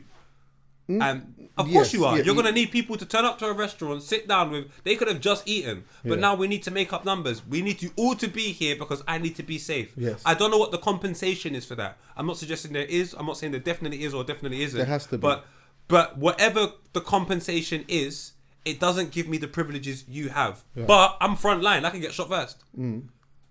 But these times, when it gets to where we are at right now, our brethren are doing 100 and something years. Couple other men have gone wherever. I've got to stay here. I'm not saying it's right. I'm not saying it's wrong. I'm just saying there's a privilege you have, and you've just got upset with the closest ones around you, and Fredo's done bare. He started speaking about how he was giving trainers to everyone from Kick Gang, all of this.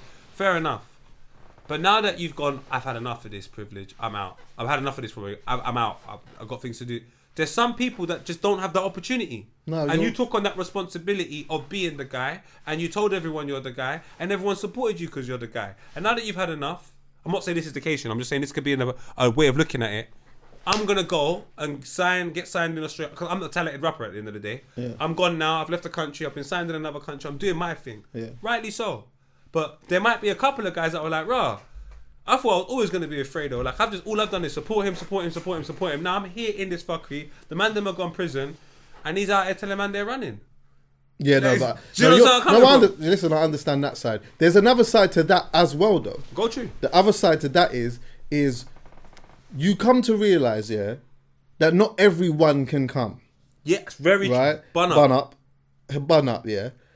And what I mean by that is that you take certain people, you offer certain people to come around, yeah, and then you realize they are an absolute liability. Yeah. You're gonna come here and do something absolutely mad, and not just implicate you, but all of the man them. Yeah.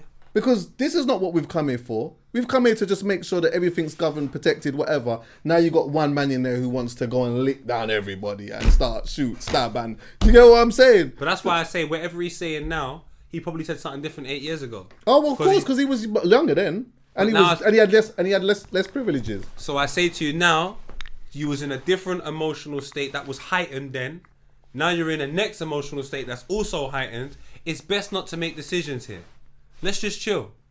No, you got to make a decision, big man. No, certain decisions. Listen, I'm not going to hang around there right now, but I'm going to make sure that my bona fides are, because he's still got a couple of his man there. Of course, he's still got a couple of his friends with him. But I'm saying you don't have to make too many decisions. Make the vital decisions. So he goes, "I'm never coming back." You don't know. You might. Did he say that? I thought you said to me, he said that something about he's never coming back or something like that. No, I said he didn't need. I didn't say that. I didn't say that. No. I didn't say he was never coming back. I didn't say that he weren't never coming back. I think what you might have misunderstood is what I said. He may not necessarily need to come back in that same way. Like, he'll come back and see his daughter, because like he said he's been doing, seeing his daughter, probably seeing his mum or whatever, flying people to come and check him and whatnot. But not being in that same space. And I guess, look, not even just him. I think for a lot of people, even when you don't have money, even when you don't have it like that, for a lot of people, they grow up in a certain environment, they get a little bit older, and they realise, anyway, I'm just not really outside like that. I'm older. Yeah. I'm a big man, innit? Like, I got a flipping... While we were outside doing whatever we was doing, yeah, all I know is I got bills to pay, and I got to figure it out somehow. And you got some people that will lean on a man and hope that someone's going to give them some money and help them get out of it. Then you got other people that would, which I'm sure he's probably had, and a lot of like people who have got money can relate to as well, is the guy who you actually check for, but he's pulling back a little bit because he's like, hold on a minute, this is all cool, traveling around doing X, Y, and Z and whatnot, but I'm getting older. Like, I need to pattern up my own thing because I can't be here forever. There's going to be a time where my man's going to be 50, 55 years old or whatnot and not need anyone around him like that. Do you know what I'm saying? Mm-hmm. So, and then what am I going to be doing? I need to go and, do you know what I mean? So, to me, either way, man. He's the real deal. Peace and love. Yeah. Fredo is looking forward to his next project deal. Anyway. And honourable shout out to all of them lot. Let's tackle some of this Kanye thing because this is big news today. This is big news today. On the day of recording, they've basically said, the Home Secretary have basically said, Kanye cannot come into the country. Let's go through the timeline a little bit. So, quite recently, Wireless Festival announced that Kanye would be headlining 3 dates, all 3. He would be the second artist to do it. Drake was the first last year doing 3 dates, Big controversy because Kanye has obviously said he's done a lot of things, in fact. Done a lot and said a lot of things over the years, but particularly last year where I think that was where he was wearing like the swastika stuff and he had a song called Hitler on all of that. He was doing all kinds of stuff, Anyway, it's transpired that obviously he apologized. Yeah. He put out a long letter, actually. He did. where he apologized and he was talking about his bipolar disorder. He went and saw a rabbi as well. Yeah. And he's talked to the rabbi about that too. So when he was apologizing to the rabbi, he didn't just apologize. He was trying to explain to the rabbi, like, what happens with people who have bipolar, like what it looks like and whatever. Yeah. There was a translator that was kind of like, mediating. yeah, the two in it. Yeah. That was, I believe, in January, early this year, or the letter was in January anyway. He apologized last year to the rabbi, I believe. Yeah. Anyway, the shows are announced, the album's out, and it was looking like this was gonna become an issue. Yeah. It didn't surprise me when I started to see, because I said, I came here last week and I said, could you imagine the emails that are getting flown around at the moment? Can you imagine the emails? Yeah. And it started to show, because one of the first things that happened was Pepsi withdrew. And adding to the fact that Pepsi withdrew on a bank holiday. So this also shows the emails that are really getting thrown around and what kind of conversations are being had, yeah? In this time as well, realised that Kanye, I don't know if you know this, yeah? He wanted to do Tottenham, but they said no. And then also London Stadium as well. They said no, yeah? So Wireless had accepted it. And then everyone said no. Huh? And then the other people said no. Yeah. Well, actually, sorry, just to interrupt you. The head of Wireless had told Pepsi. I'm getting to that. Oh, sorry. Apologies. PayPal had withdrew. And there's a drinks company. Diageo. Oh, yeah. They withdrew, yeah. Anyway, so there was a little bit of conversation about that, because why are these sponsors pulling out? Did they not know? Surely the sponsors would know, yeah? The Wireless, the guy who's the chairman of Wireless or whatever, I think his name's called Melvin something. He doubled down, said, listen, I let everybody know what was going on. They signed off on it. Of course. So they knew what was happening. Of course. They knew what was going on. Speaks to what I was saying about the emails that are getting flown around and who's emailing who and whatnot. Anyway, Keir Starmer came out and was basically like, yeah, I don't think that this, he shouldn't be allowed to do this. And then literally almost straight away, there was an announcement where they were talking about looking at him coming into the country and stopping that from happening. To which where we are today, where they've stopped it from happening. I mean, I'm trying to figure out what's the first question in that. Like, you see, when you saw that, what did you think?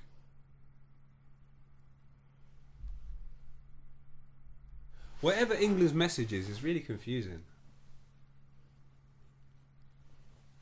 I'm not even saying what you've done is wrong.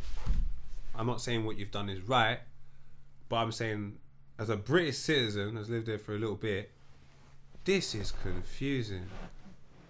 But it's what I was speaking to someone this morning, and I said, unfortunately, the world's in a weird place. So when I was really young, if you take a look at the Muslim demographic, for example, they had no voice, bro. They couldn't speak. So Twin Towers happened. A Brazilian man with a beard ends up getting shot on the London Underground because they thought he was a Muslim guy about to run on the train, and they had no voice. Today they have a voice. I know that at Filthy Fellas, I love it. I'm glad they have a voice. I'm glad that they can speak. But the dangers about certain people having a voice is within this parameter of whether it be Muslim, Christian, Rastafarian, what have you, there's always an extremist group of people within this parameter. And what's beginning to happen is they're having a lot of say about what happens online. People are so scared about disappointing a group of people that I think literally go everywhere and spread a lot of hate. I think there are some people within the groups that are extremely hurt and passionate about moving things forward. But every time I watch documentaries about people that spew hate, or people that, even when I watched Don't Fuck With Cats. Oh yeah. All of the people on Don't Fuck With Cats were going through stressful 24 hours outside of investigating about these cats. Whether it be divorces, this, that, they were not in great places in life. and then they've gravitated towards that. And I'm thinking that's happening online, which is now reflecting in people making content. You've got all these streamers that only listen to the chat and they'll just do whatever the chat says. Then you've got people announcing stuff and doing statements one day later because they've upset a group of people that literally could have been 100 people, but they were just prepared to shout more than another 10,000 or what have you.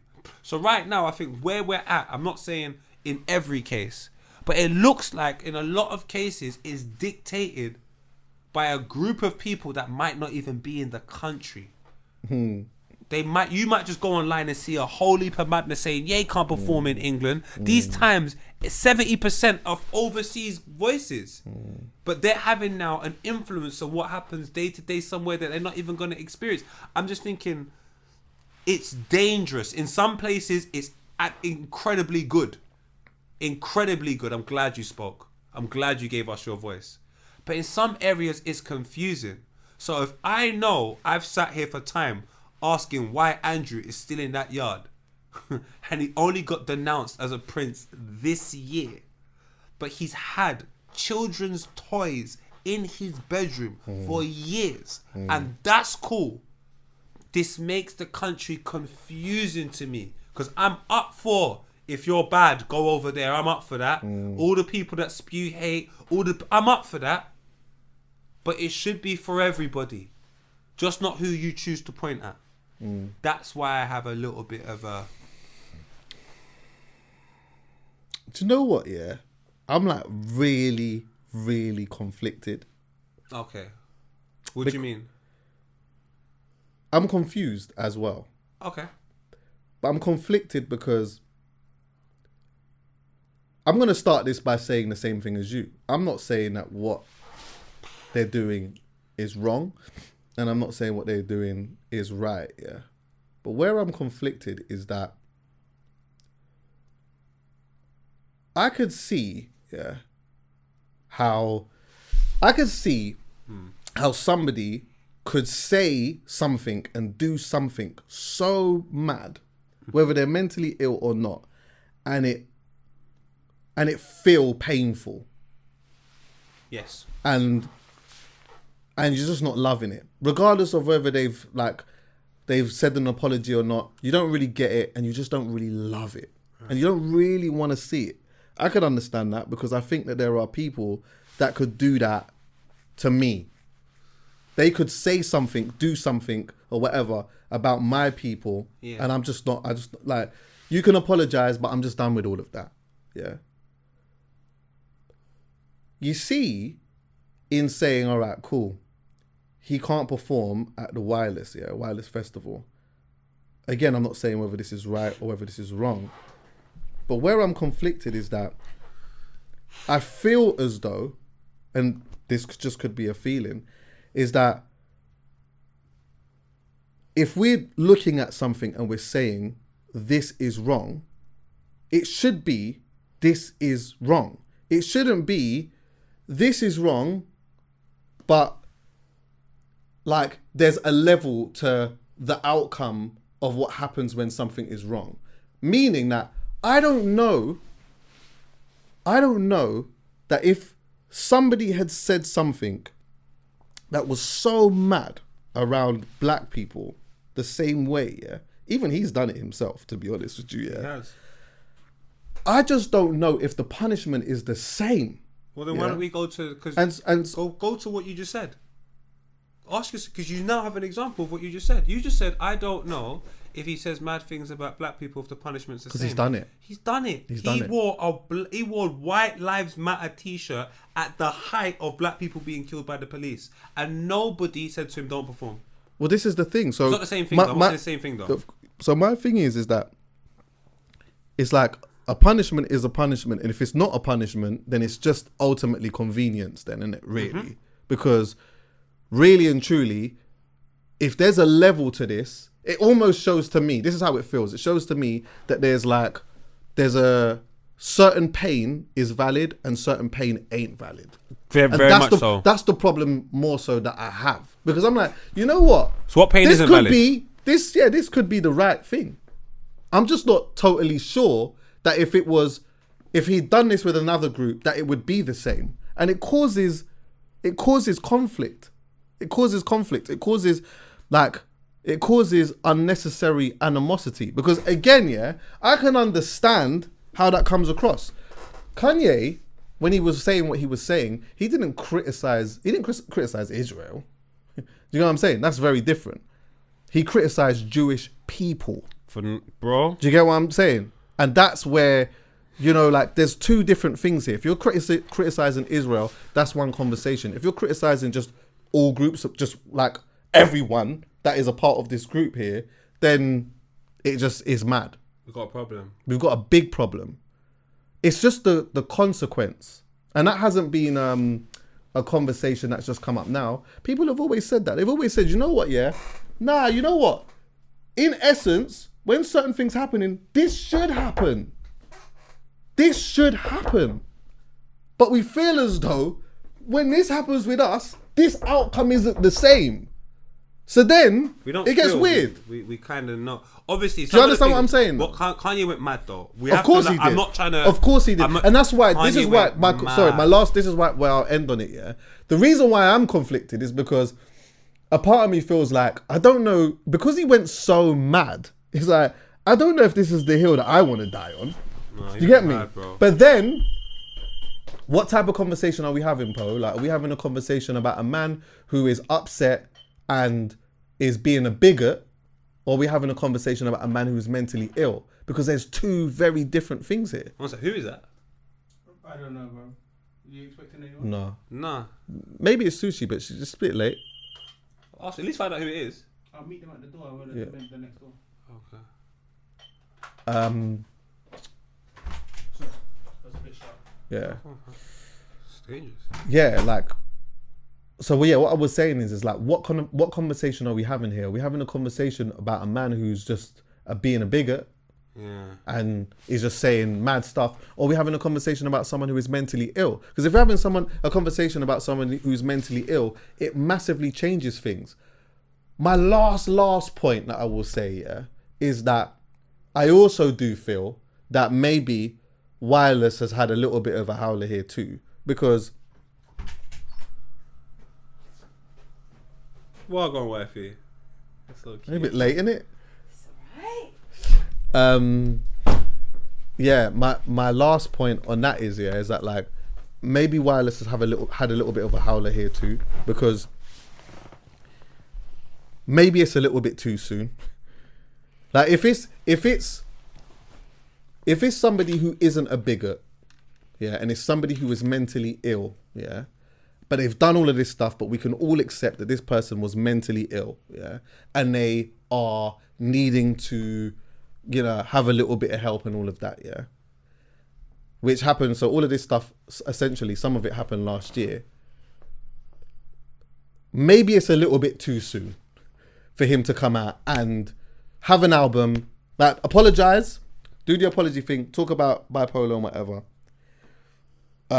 put out an album, and then put him on the stage. Because some people will say, yes, you know what? This is true. He is mentally unwell. He is looking for help at the moment or whatnot, But maybe there might have been a thing where we got to look and see, like, over a period of time, is there some consistency in his behavior? Or is he still at a place where he could have a tick where he goes on stage, he hasn't taken his medication, and he goes and says something mad? Do you get what I'm saying? Yeah, but then when you got Tourette's and you say nigger, it's not a problem. Or when Reggie sat here in 2017, 2018, all he said was, now we don't have to worry about our artists having some Jewish manager. He didn't say it like that, to be fair, but I get it. One thing he didn't say was half or maybe even 80% of what Kanye said. For facts. What he said, you can't look at it and go, he's disrespecting Jewish people, he's being anti-Semitic. You couldn't say any of that, but Reggie Yates was no longer allowed to present Top of the Pops. He got kicked off Radio 1. So he got kicked off Radio 1 for saying something. We took the episode down, by the way. But he got kicked off Radio 1 for saying something not even remotely disrespectful. Not even remotely disrespectful. I can say that. It wasn't disrespectful. it wasn't. Can you interpret it as disrespectful? Well, that's open for anyone. You can interpret anything. So Yeah. I'm never going to say you couldn't have interpreted it. Yeah. But once I educate you on why he says it, Right. there's nothing you can say to me that's disrespectful. Right. That's not the case for Kanye, so I know it's a completely different exception. But both things still happen. You're right. So because of the lack of consistency shown by you lot, I'm only judging you lot by you lot. So if you are confusing you, what the hell do you think you're doing to me? Because my man said what he said, nigga, it's used in, you had it before, you could have taken it out, you didn't. And that's why I say, and you can choose to take this out if you want, but I just feel like I have to be me. I can't not be me no more. The BBC are confusing me because that's allowed. You've also got a list of people that are not allowed to be played on radio no more, which involve Kanye West, cool, Wiley, Getz, Dig That, Crazy Titch, Bob, I'm just seeing black people. But Elvis Presley can still get played. Fair enough. Fair enough. Just go and type in how old Elvis Presley's wife is. I don't think they're not going to play Elvis Presley. I have an issue with that. Also, one of your guys, what's his, what group is he in? The White Don. And he made all the people. Imagine, John Lennon. Yeah. John Lennon's got a song calling "A Woman Is a Nigger of the World." Wait. What do you mean, my people? By the way. Sorry, I didn't mean to say that. I don't even know. I was trying to figure out why I said it. But Okay, John Lennon okay. has a song called "A Woman Is a Nigger of the World." I'm saying there's a lack of. It's definitely not Chuckie's people. There's a lack of consistency. Sorry, Chuckie. There's a lack of consistency across the board, Chuckie. That's my only problem with it. Yeah. The lack of consistency. So, and then the actual message of the country. Everyone knows how I feel about MBEs and all of this. Do your research on what the British Empire is, but they encourage black people to be a part of it. So to me, just the country on a whole, it has favoritism towards certain situations, but they don't favor me. So like I said to you earlier before, the way I know if I can trust somebody, especially is if I see you sacrifice your privilege for me. Yeah, I hear you. Do you answer this though? Do you think, given the situation, like, and considering that some of what had happened was quite recent, yeah?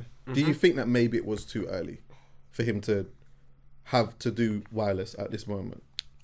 If Trump can say he's gonna smash up Iran and do all of this, and I'll find him on television tomorrow, we just got to have a bit of consistency for me. I've seen the things Trump said about the Muslim community, the things Trump said about Mexicans, the things Trump said about Chinese. Bro, brother, like, what are we talking about here, man? Like I said, it should be one rule for all. If we can agree this is a bad area, that's my thing. No one should be allowed to go there. Why is it he can go there, but I can't go there? That's my thing. Why?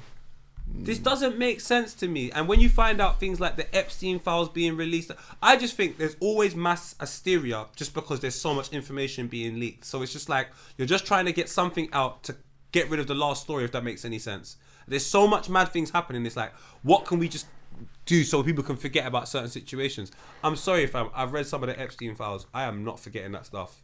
You can condemn Kanye West all you want. You can condemn so much people. Bro, what them brothers were doing is crazy. Even financially, Chuckie, what them brothers were doing. Yeah, of course. Crazy. So, and imagine at a time when there was no cameras, no DNA, all that type of stuff. It was going mental. Like, wireless, it also has showed that, like, they've postponed the whole thing. They postponed the whole thing? Yeah, the whole thing. So it's not happening at all. So can I ask you a question? When Bob Dylan done what he done, was he taken off every festival moving forward as well? Yeah, I think so. Okay. Yeah. That obviously that definitely would hurt his pocket, because they would have definitely pulled him from here, there, can't go here, can't do that, or whatnot. Oh, his pocket got ruined. Yeah. But they've cancelled the whole thing. So Fredo's not doing it no more. Mad. I thought that as well. Just for context, Fredo in his Fire in the Booth said that Craig called him. He said it was 80 bags for the freestyle or something like that. I mean, for the performance for wireless. So he ain't getting that. So if Fredo wants, I'll punch up Kanye. If Fredo wants, he must be livid. What? Of course. Fredo, I'll back you. Let me know. I'm going to America. I'll swear out Kanye, fam. I can't believe he done that. Should they have done that? Kanye, I'm joking. Should they have done that?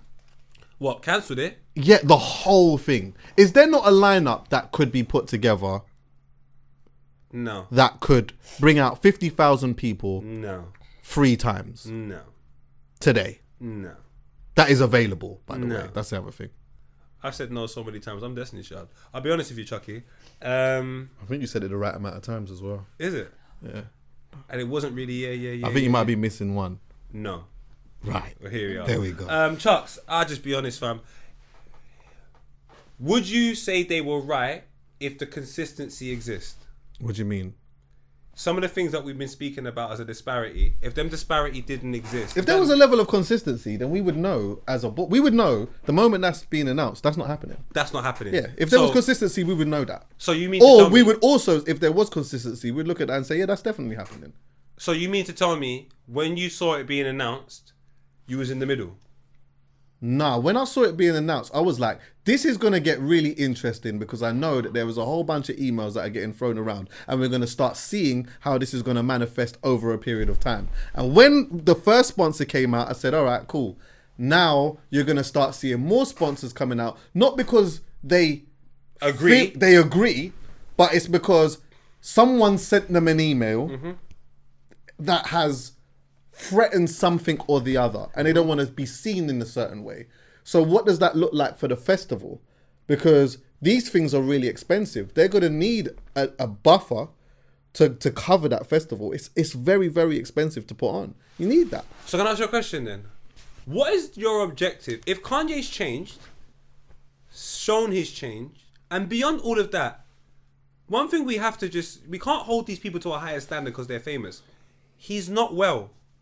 Well, that's the point that I'm trying to get at. Because sorry. in my point of the wireless bit, when I moved on to the wireless bit, I was essentially saying, look, naturally, of course, if you're a booker, you're looking, it's available.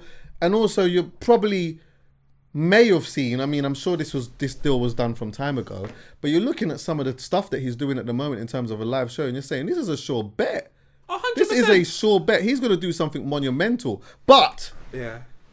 But though, if you are looking at somebody who is mentally ill, if you were saying, okay, somebody has a mental illness and this is what it looks like in its extreme, yeah, maybe this is 2 years too early. Maybe from that side. If you're looking at it from that aspect. I disagree though. Who's the owner of Gamma? AI. No, Gamma's a record label. Yeah. What's the owner called again? Oh, the Black Brother. The Black Brother. Yeah, I can't remember. So remember, he was Larry at Jackson. That's his name. So Larry Jackson was at Apple, right? Yes. Yes. Yeah. He got the move over to Gamma. Yeah. Yes. He signed Kanye. I didn't know he signed Kanye. So he signed Kanye to Gamma. And if you take a look at what Kanye's been doing since he's been under Gamma, you're talking about the show in Italy that looked incredible. Yeah. The show in Mexico, the show in Mexico, the show in LA. He's gone and apologized. That there's loads of things that have happened which were like, okay, we may not have been privy to them, but they're happening. 80,000 people in Mexico happened. Or it's 80,000 people in LA. Either way, it happened. The show happened. Lauryn Hill coming out. These things happened. So there's already a huge impact happening globally. Probably like 80,000 is more than wireless over one day, over 3 days. But so there's already a group of people that are watching this show. Like Wireless said, everyone agreed to the situation. Everybody agreed. All that I think has happened is we've upset one person business-wise we don't want to upset. Business-wise. Yeah, and we understand the market space in this country for someone like Kanye West won't be as big and as profitable as America. But it will still be big and profitable. But there's one person that I don't think they like Kanye West. Right, actually, it is quite interesting that he did LA and that wasn't cancelled. Bro, he done LA, bro. You'd think that would be cancelled. Bro, he done LA, if that was the case. But, yeah, look. Again, my thing is about consistency in it. Because I can see, whether he's mentally ill or not, I can understand how the words and the actions of what this person has done has caused an offence. Because if it was the other way, it would just be absolutely mad. And I can see how somebody could get to a point where they say, I don't know about this. Yeah, maybe he is in it. But right now is not the time for that. I'm just not hearing all of that. My problem is the consistency. Because I can understand how people get to that point. I can understand how someone can see, right, it was only the other day he was wearing a t-shirt saying X, Y, and Z and put out a song about Hitler and whatnot. Yeah, he apologised and that, but he's apologised and an album's come out and it shows and what, nah, hold on, there's too much going on here. Let's just take a step back. Let's see how this personality unfolds over a period of time and then we can reassess that. Why? I can see it. My problem, though... But I want to know why you can understand that. What do you mean? Why can you understand that?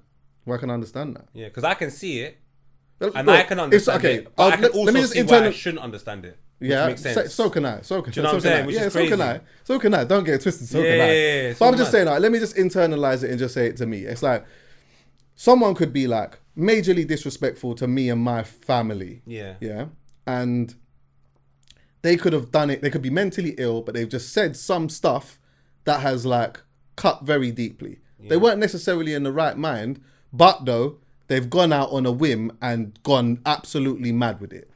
Now you can come to me or you could go to somebody, maybe not even me, go to somebody and say, you know what, like someone that is connected with me and say, you know what, I wasn't in my right mind. I was mentally unwell. I wasn't like, you get what I'm saying? This is how I was. This is how it goes, blah, blah, blah, blah. Someone comes to me and says, this is what this person has said. I might turn around and say, okay, cool, I hear that. Cool.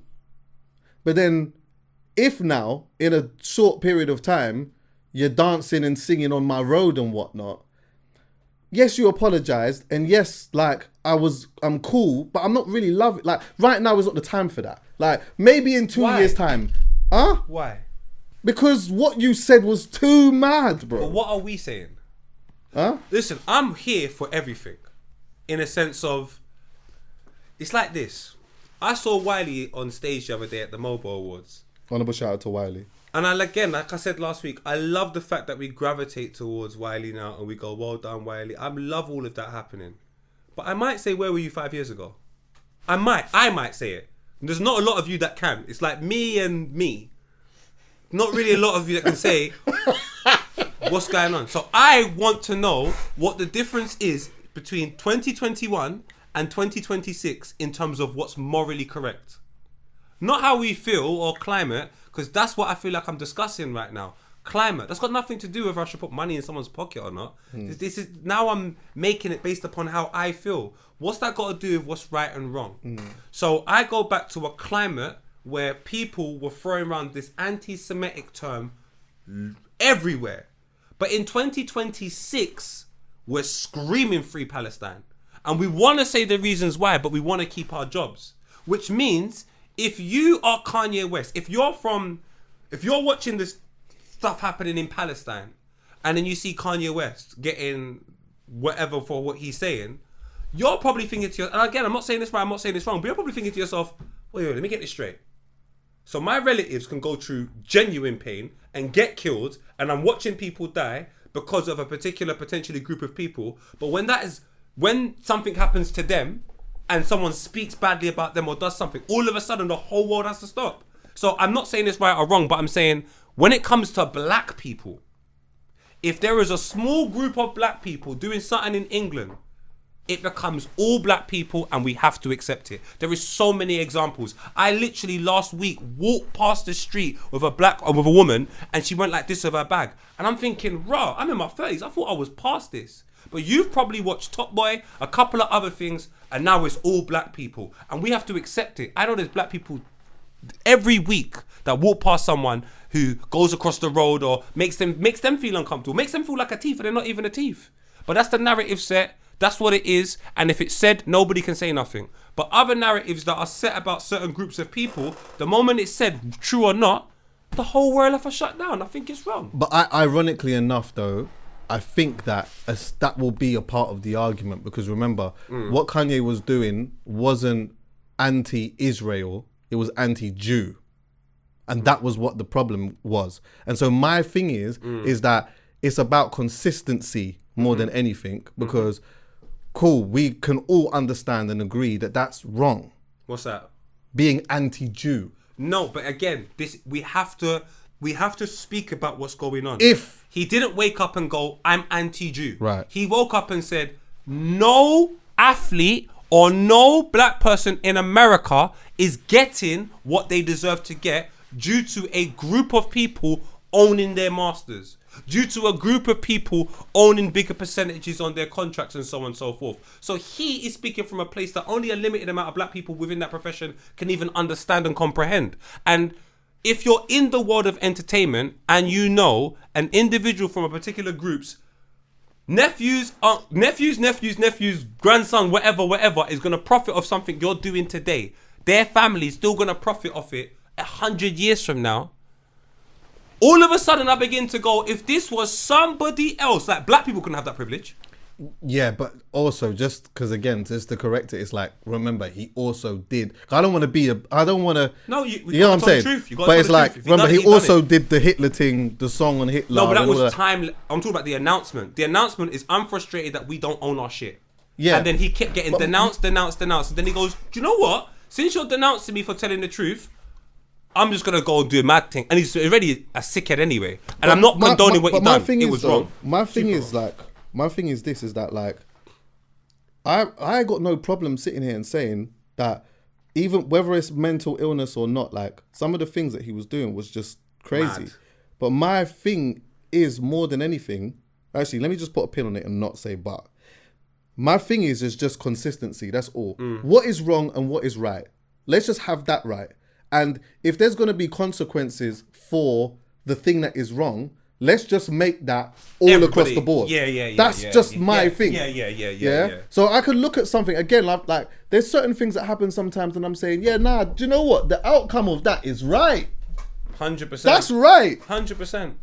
But no, when I flip that into when it's us, that same consequence ain't the same. So I'm saying, well then, is this not the same? So it's not the same consequence then. So that means that it's not.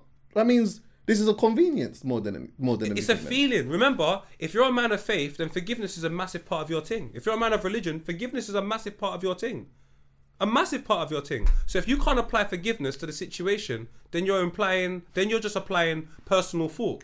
And I think personal fault on a situation that involves loads of people, especially people that you don't even know their walk of life, I think that's dangerous. I think it's unfair because that same privilege is not given to me. Can I read this thing from this is an excerpt from Vanity Fair interview that Kanye did on January 27th this year. Yeah. He said, it's my understanding that I was in a... So he said, Ye expressed this apology was not a PR move to get back into people's good graces, talking about the Wall Street Journal apology. Yeah. He said, it's my understanding that I was in the top 10 most listened to artists overall in the US on Spotify in 2025. And last week, and most days as well, my upcoming album Bully is currently one of the most anticipated pre-saves of any album on Spotify too.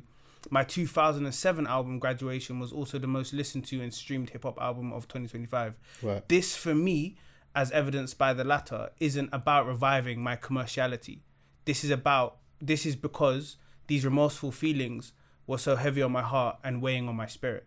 So in a nutshell, he's basically saying, I'm not coming back to make money. My stuff already makes money. In reality, the question is that he's made an apology, and you have to ask, is there an inequity in his apology? Is there an inequity in making an apology? You don't believe him, fine. You don't want him to go any further, question mark. Why? My problem is this. Do you know what? You know when things happen, yeah? This is the reasons why it's really important. I understand where you're coming from, and what you're saying is actually, it makes bare sense, because I want to know, like, once you've apologized, what are we doing about the apology? What's next? For me, it's this, right? I think I've got an answer, by the way. But yeah. For me, it's this, right, with the Kanye West situation, yeah? That's why you have to, and I'm guilty of doing this as well. When you have an argument, make it very clear. Because if you don't make your argument clear, what happens is people go to the part that wasn't so clear. Now that's the argument. So because he had a genuine issue that I think is a genuine issue. Yeah, but the way you've expressed it is just a mess. And then you've doubled down on expressing it as a mess, and then you've continued that for 3 years. But then someone goes to me, he wasn't on his meds. And then I go, so when the guy with a tick says nigger, that's excused. I understand it was one time, but Jesus Christ, he had the whole night and he only said it then. Or maybe he said it a couple of other times, but that just nigger thing, it rubbed me up the wrong way. But there is nothing for anything.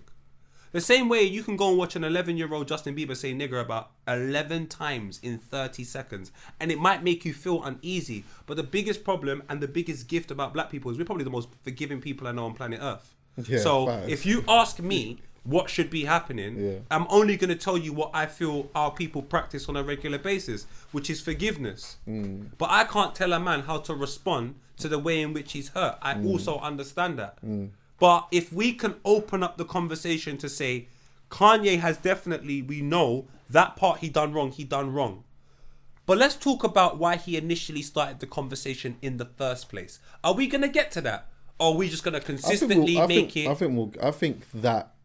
I think once the dust settles a little bit, I think the right conversations will start happening over a period of time. At the moment, there's all different types of conversations happening. But I think that the right conversation at some point will happen. But you know what, though? I don't think it changes anything, bro. What do you mean? We could look at the root of what he is saying, what has been his initial... but also, by the way, it blurs the lines a little bit because... What person are we talking about? Are we talking about a person who is mentally ill, or are we talking about a person with a sane mind?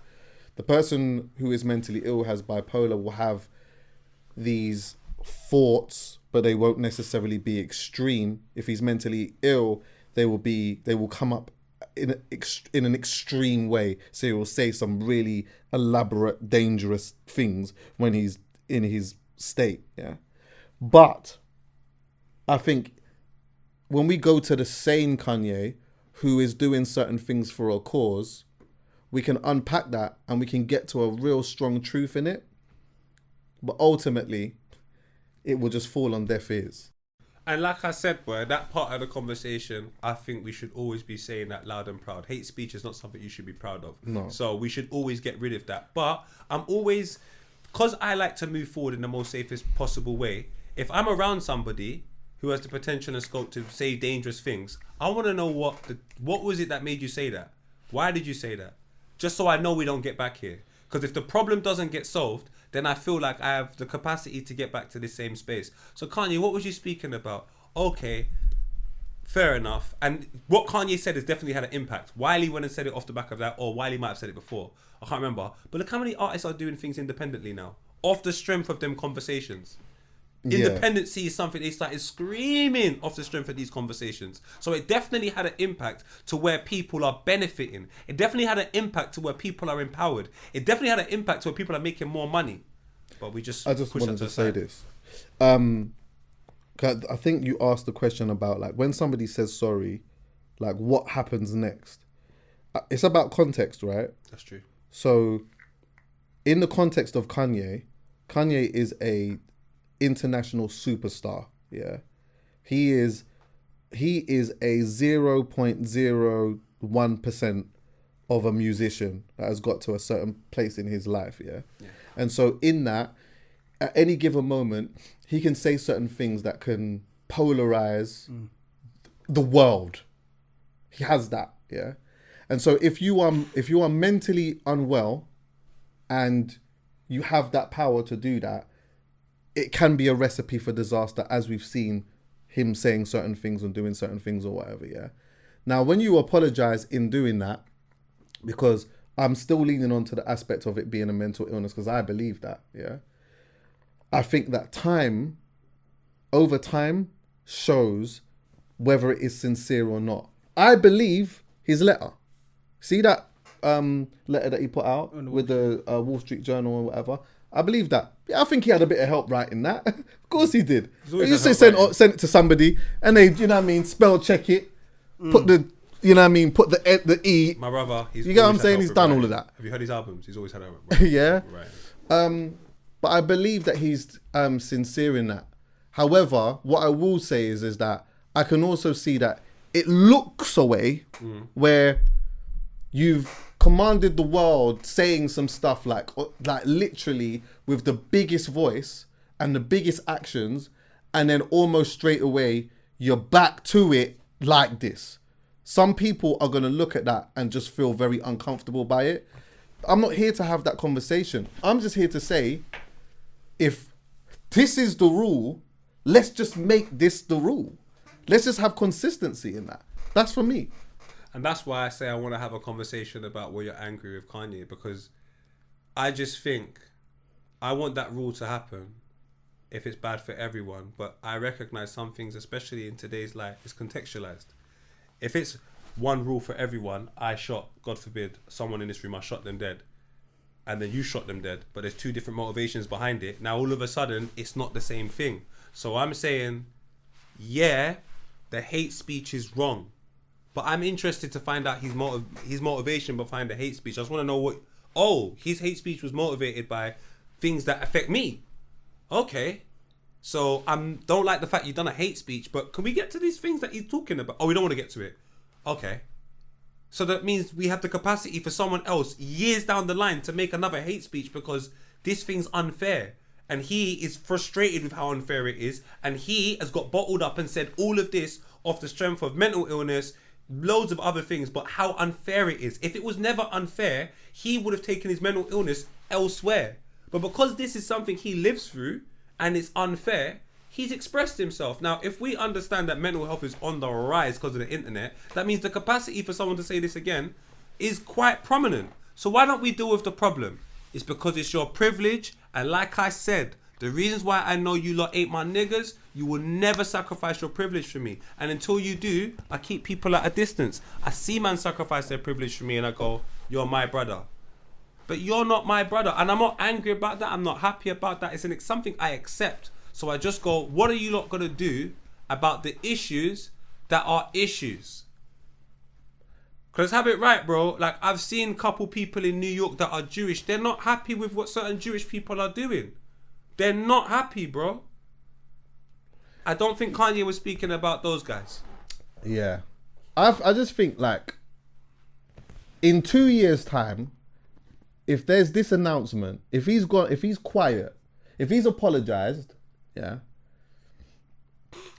and obviously he's gone, met two rabbis and did all of that stuff and whatever else, yeah, and he's quiet for a couple of years, not even necessarily quiet, but like, maybe he's doing some stuff that is actively showing that he's like working on himself, he's keeping his nose clean or whatever.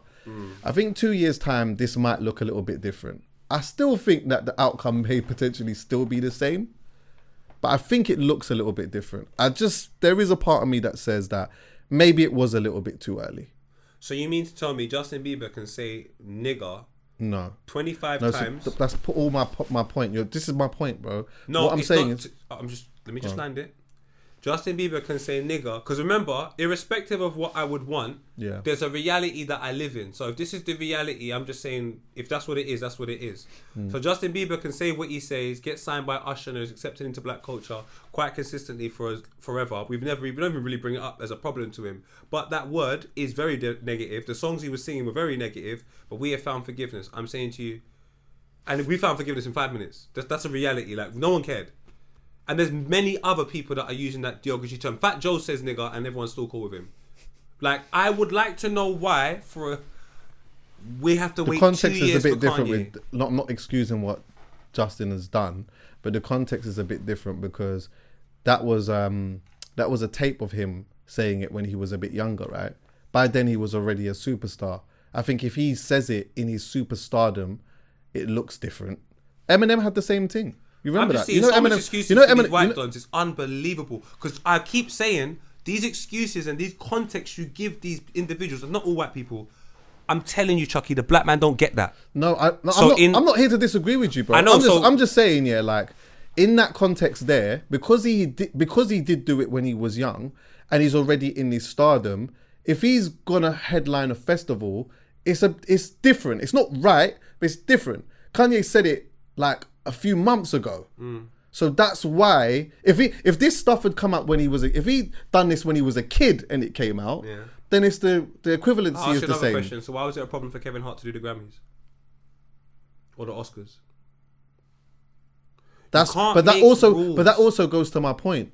My point is that go on. Because that was time ago before. It wasn't at the same time. It was like maybe 9-10 years before he actually got that job. So I'm saying to you, I'm not making up. I'm just saying I'm not it's making the unfair. excuse. I'm just saying my overall just standing point is that, yo, let's just make a diagram. This is wrong. if you do that, regardless of whether you're mentally ill or not, yeah, these are the consequences for everybody. That's that. So if that's not the case, then there should be no problem with Kanye. Because you're saying it's too soon. Epstein files came out this year. Trump's cool. I watched Bill Clinton reminiscing, looking at it, smirking. Like, I genuinely you don't even get me started on Erica. What's this Liam Neeson thing? So do you know about this? In 2019, Of course I do. Liam Neeson had somebody that was really close to him was by a black person. So he went on the roads looking for a black man to kill. So he went on the roads in 2019. Yeah, let's mark that. You think that's the only thing? He went on the roads looking for somebody. He then came out and he said that he regretted and was ashamed of his actions. But that didn't stop him from working in 2019. I can see loads of things coming out in 2019. Go and check a look what Mark Wahlberg done when he was younger. Go to Mark Wahlberg when he was a kid. We'll give you relevant ones. Go to who's the guy that I'm Passion of the Christ. You know that's my point. Yeah. These man do it and 5 minutes later they're calm. They have a black man do it and we go, oh, we should no. But that's all just all my point. Yeah. My point is this consistency in consequences. That's it. I know, that's when I hear maybe we should wait. No. No, but that's the other point. I'm kind of like, yo, you know, I could see it's a bit early still, but I'm not. That's not the hill I'm prepared to die on. You're just saying as a I'm just conversation. saying, yeah. Like I could also. I'm using that as an also. You can see that, and you can see that. Yeah, I can see, yo, this is the consequences, boom, whatever. But I also can see, yo, you could do the wireless thing. Just give it a couple of years, because just the other day he was wearing the t-shirt, because it's all a bit mad. But that's what I can't see that only because there's other examples that exist where that's not there. Exactly. So that means I'm only saying it because I'm black. Because all the examples within black culture exist like that. But all the examples in everything else don't exist like that. So therefore, I don't see it like that. Because it's not across the board. It's very simple. If it was something across the board, red card, everyone sent off, woo. But if you mean to tell me it only happens to black people, but Liam Neeson still got films in 2019, then no, I don't see it. Because you don't see it. Huh? And now. Still now. Brother. Anything to add there, love? You don't want to have opinion. Telling you. I'm going to say it every week, every time I come here. Everyone that calls me, wherever you call me, remember, black people are at the bottom of the pile. The bottom. Below it, man. Below it, the lowest is the black woman. And then it's the black man. Yeah. The black child might be above that. The black child always gets a bit more privilege because, but we're at the bottom. So. Any new music? Oh my god, Chuckie. The people that were sending music in. Oh shit! I haven't vetted it. No, let's do it now. Let's go through a couple. No, let's do it. Tell them now. What did we say the last time? Yo, how did we put it? Oh yeah. You said you were gonna vet them before you started listening to them. No, can't we just go through every single one right now and just play it? No, not right now. Chuckie said no. Not right now. I just want to hear like 5. Not right now. No, because I'm not gonna have all of them publicized. We just publicize the one that we think. No, we'll do it next week. Yeah, we'll do it next week. We'll do it next week. If you heard last week's. If you have any unreleased music, check the comments, check the description box. There's an email for you to send a bit of information about yourself as well. Thank you very much. I ain't got no new music, by the way. I've got some music. It may not necessarily be new, but I've come across it and I want to share it with the man them. Let me see, actually. I know Chuckie's got new music. El Mean's got a really nice song. Has he? It's cold. Yeah, it's called. But you know what? For Can I you play to the get it, song? you have to listen to the song properly. You guys haven't mentioned Ray. It's called Lie With Me, but I love I it. can't believe you haven't Who? mentioned Ray. Ray's album super. Oh, yeah, I You haven't need listened to it. You need to. I ain't listened to It it. is. Actually, I rate her, by the way. I'm gonna go see her. Is it? Yeah. At the O2? Yeah, man. Big her up, And still. I planned it well. Those are I not remember my hearing type. her. What's her album called? Shit, I don't even remember. Don't love it that. You don't love it that much? Love something like. This may contain hope. That's it. Something like What did you say? music. No, what did you say before that? She's talking So, about the song. you got it wrong, innit? She's Can I play you about something? love. I was wrong. But it's Obviously- fine. I got a ticket. You don't. Sorry, Sushi. Look, Ray, I love you, but you're a commercial artist, so you're never gonna hear me talk about you. You get enough coverage. Let's talk about people that don't get coverage. My brothers. Hey, no, come here. Plug it in. Have you got this? Is it this one? No, Let me just send it he to hasn't you. got the right one. I ain't got the right one. Send it to me. Of course I send it to you, Chuckie. I just want to... We have to shed light on people that unfortunately sometimes are just standing in the shade because they're too afraid. Come out, man. There's that one person you keep posting on Instagram, and now she's stuck in my bloody head. She's the greatest, bro. I won't lie to you. Chuckie, can you go to Spotify and just type in 10 minutes, please? I need to listen to that. Fetty dropped. 10 minutes, Fetty? yeah? Fetty what? It's by Oduma Black. Ooh. Yes, please. Yeah. You know Sushi, man. You know the cute face. Yeah. Oh, Bella dropped. Oh yes. Bella, I you need still got a song I need to called, get- I heard a something single, I called think. Conditions, something. Alright, just turn this up, please. Honestly, everyone. Have you seen this guy? Yeah, this is hard. Have you seen this guy? Do the YouTube thing. I want Chuckie to see him. Oh yeah, he was. You seen him? He was on Filthy, wasn't he? Do you know how hench he is? He's wham. Yeah. He's wham. Chuckie, I got another thing for you. I got one as well, actually. Oh, go true. Manny Norte. So, Sorry, one sec. Khalifa, can Papa phone you back? I love you too. Yeah? I'm at work. Say hello. Hi. I'm going to phone you back, alright, Zach Khalifa? I love you. so Manny Norte had a rhythm out 2020, yeah, which was this. Listen! Do you remember this? Do you remember that? This is Manny But have you Norte. heard Manny Norte's new rhythm?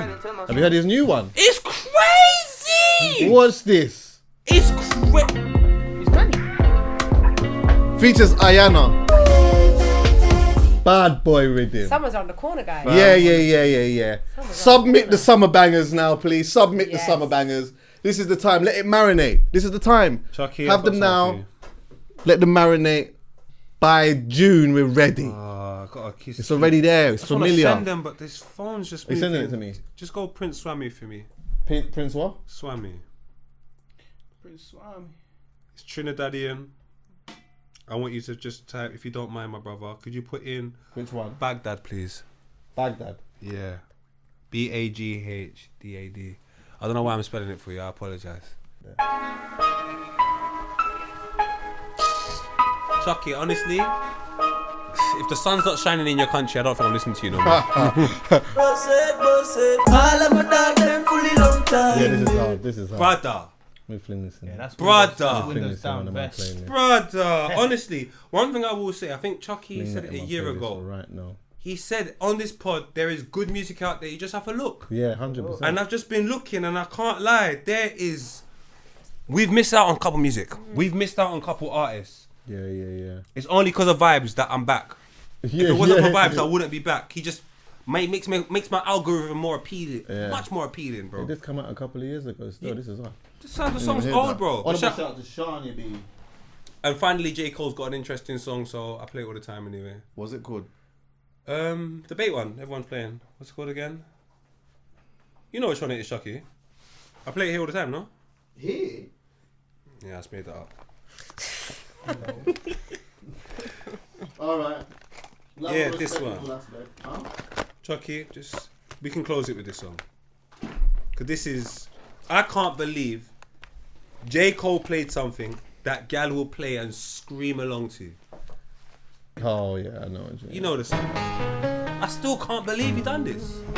Well done, J. Cole, man. Obviously, Good live performer, you know. the J. Cole, he's amazing. Saw him at the O2. When? This was some years ago. He had Janae Aiko warming I'm up. gonna lock it down, make time for you. Was she wearing shoes? Brown, just like Charles, I rock the boat. And also, Oh, this shit. song, do you know why this song makes sense? That second part of it, I get why he went and linked up with them guys from New York now. Right. Go on, why? Because there was a song he done. What's that guy from New York that does that up-tempo music? Again, it's not really for me. It's like gal music, up-tempo. But it was a completely different sound to he's used to. So a lot of people got onto him like, J. Cole, why are you doing this? But then when you hear songs like this, you're like, oh, that's the early steps you take towards making a song like that. So shout out J. Cole, man. Shout out J. Cole. Stop apologizing though, man. Worst Yeah, of all. man. And big up Manny Norte again. Look at him. Where? Big up Ayana. All right, yeah. Love and respect in all aspects, yeah? Look See. who it is.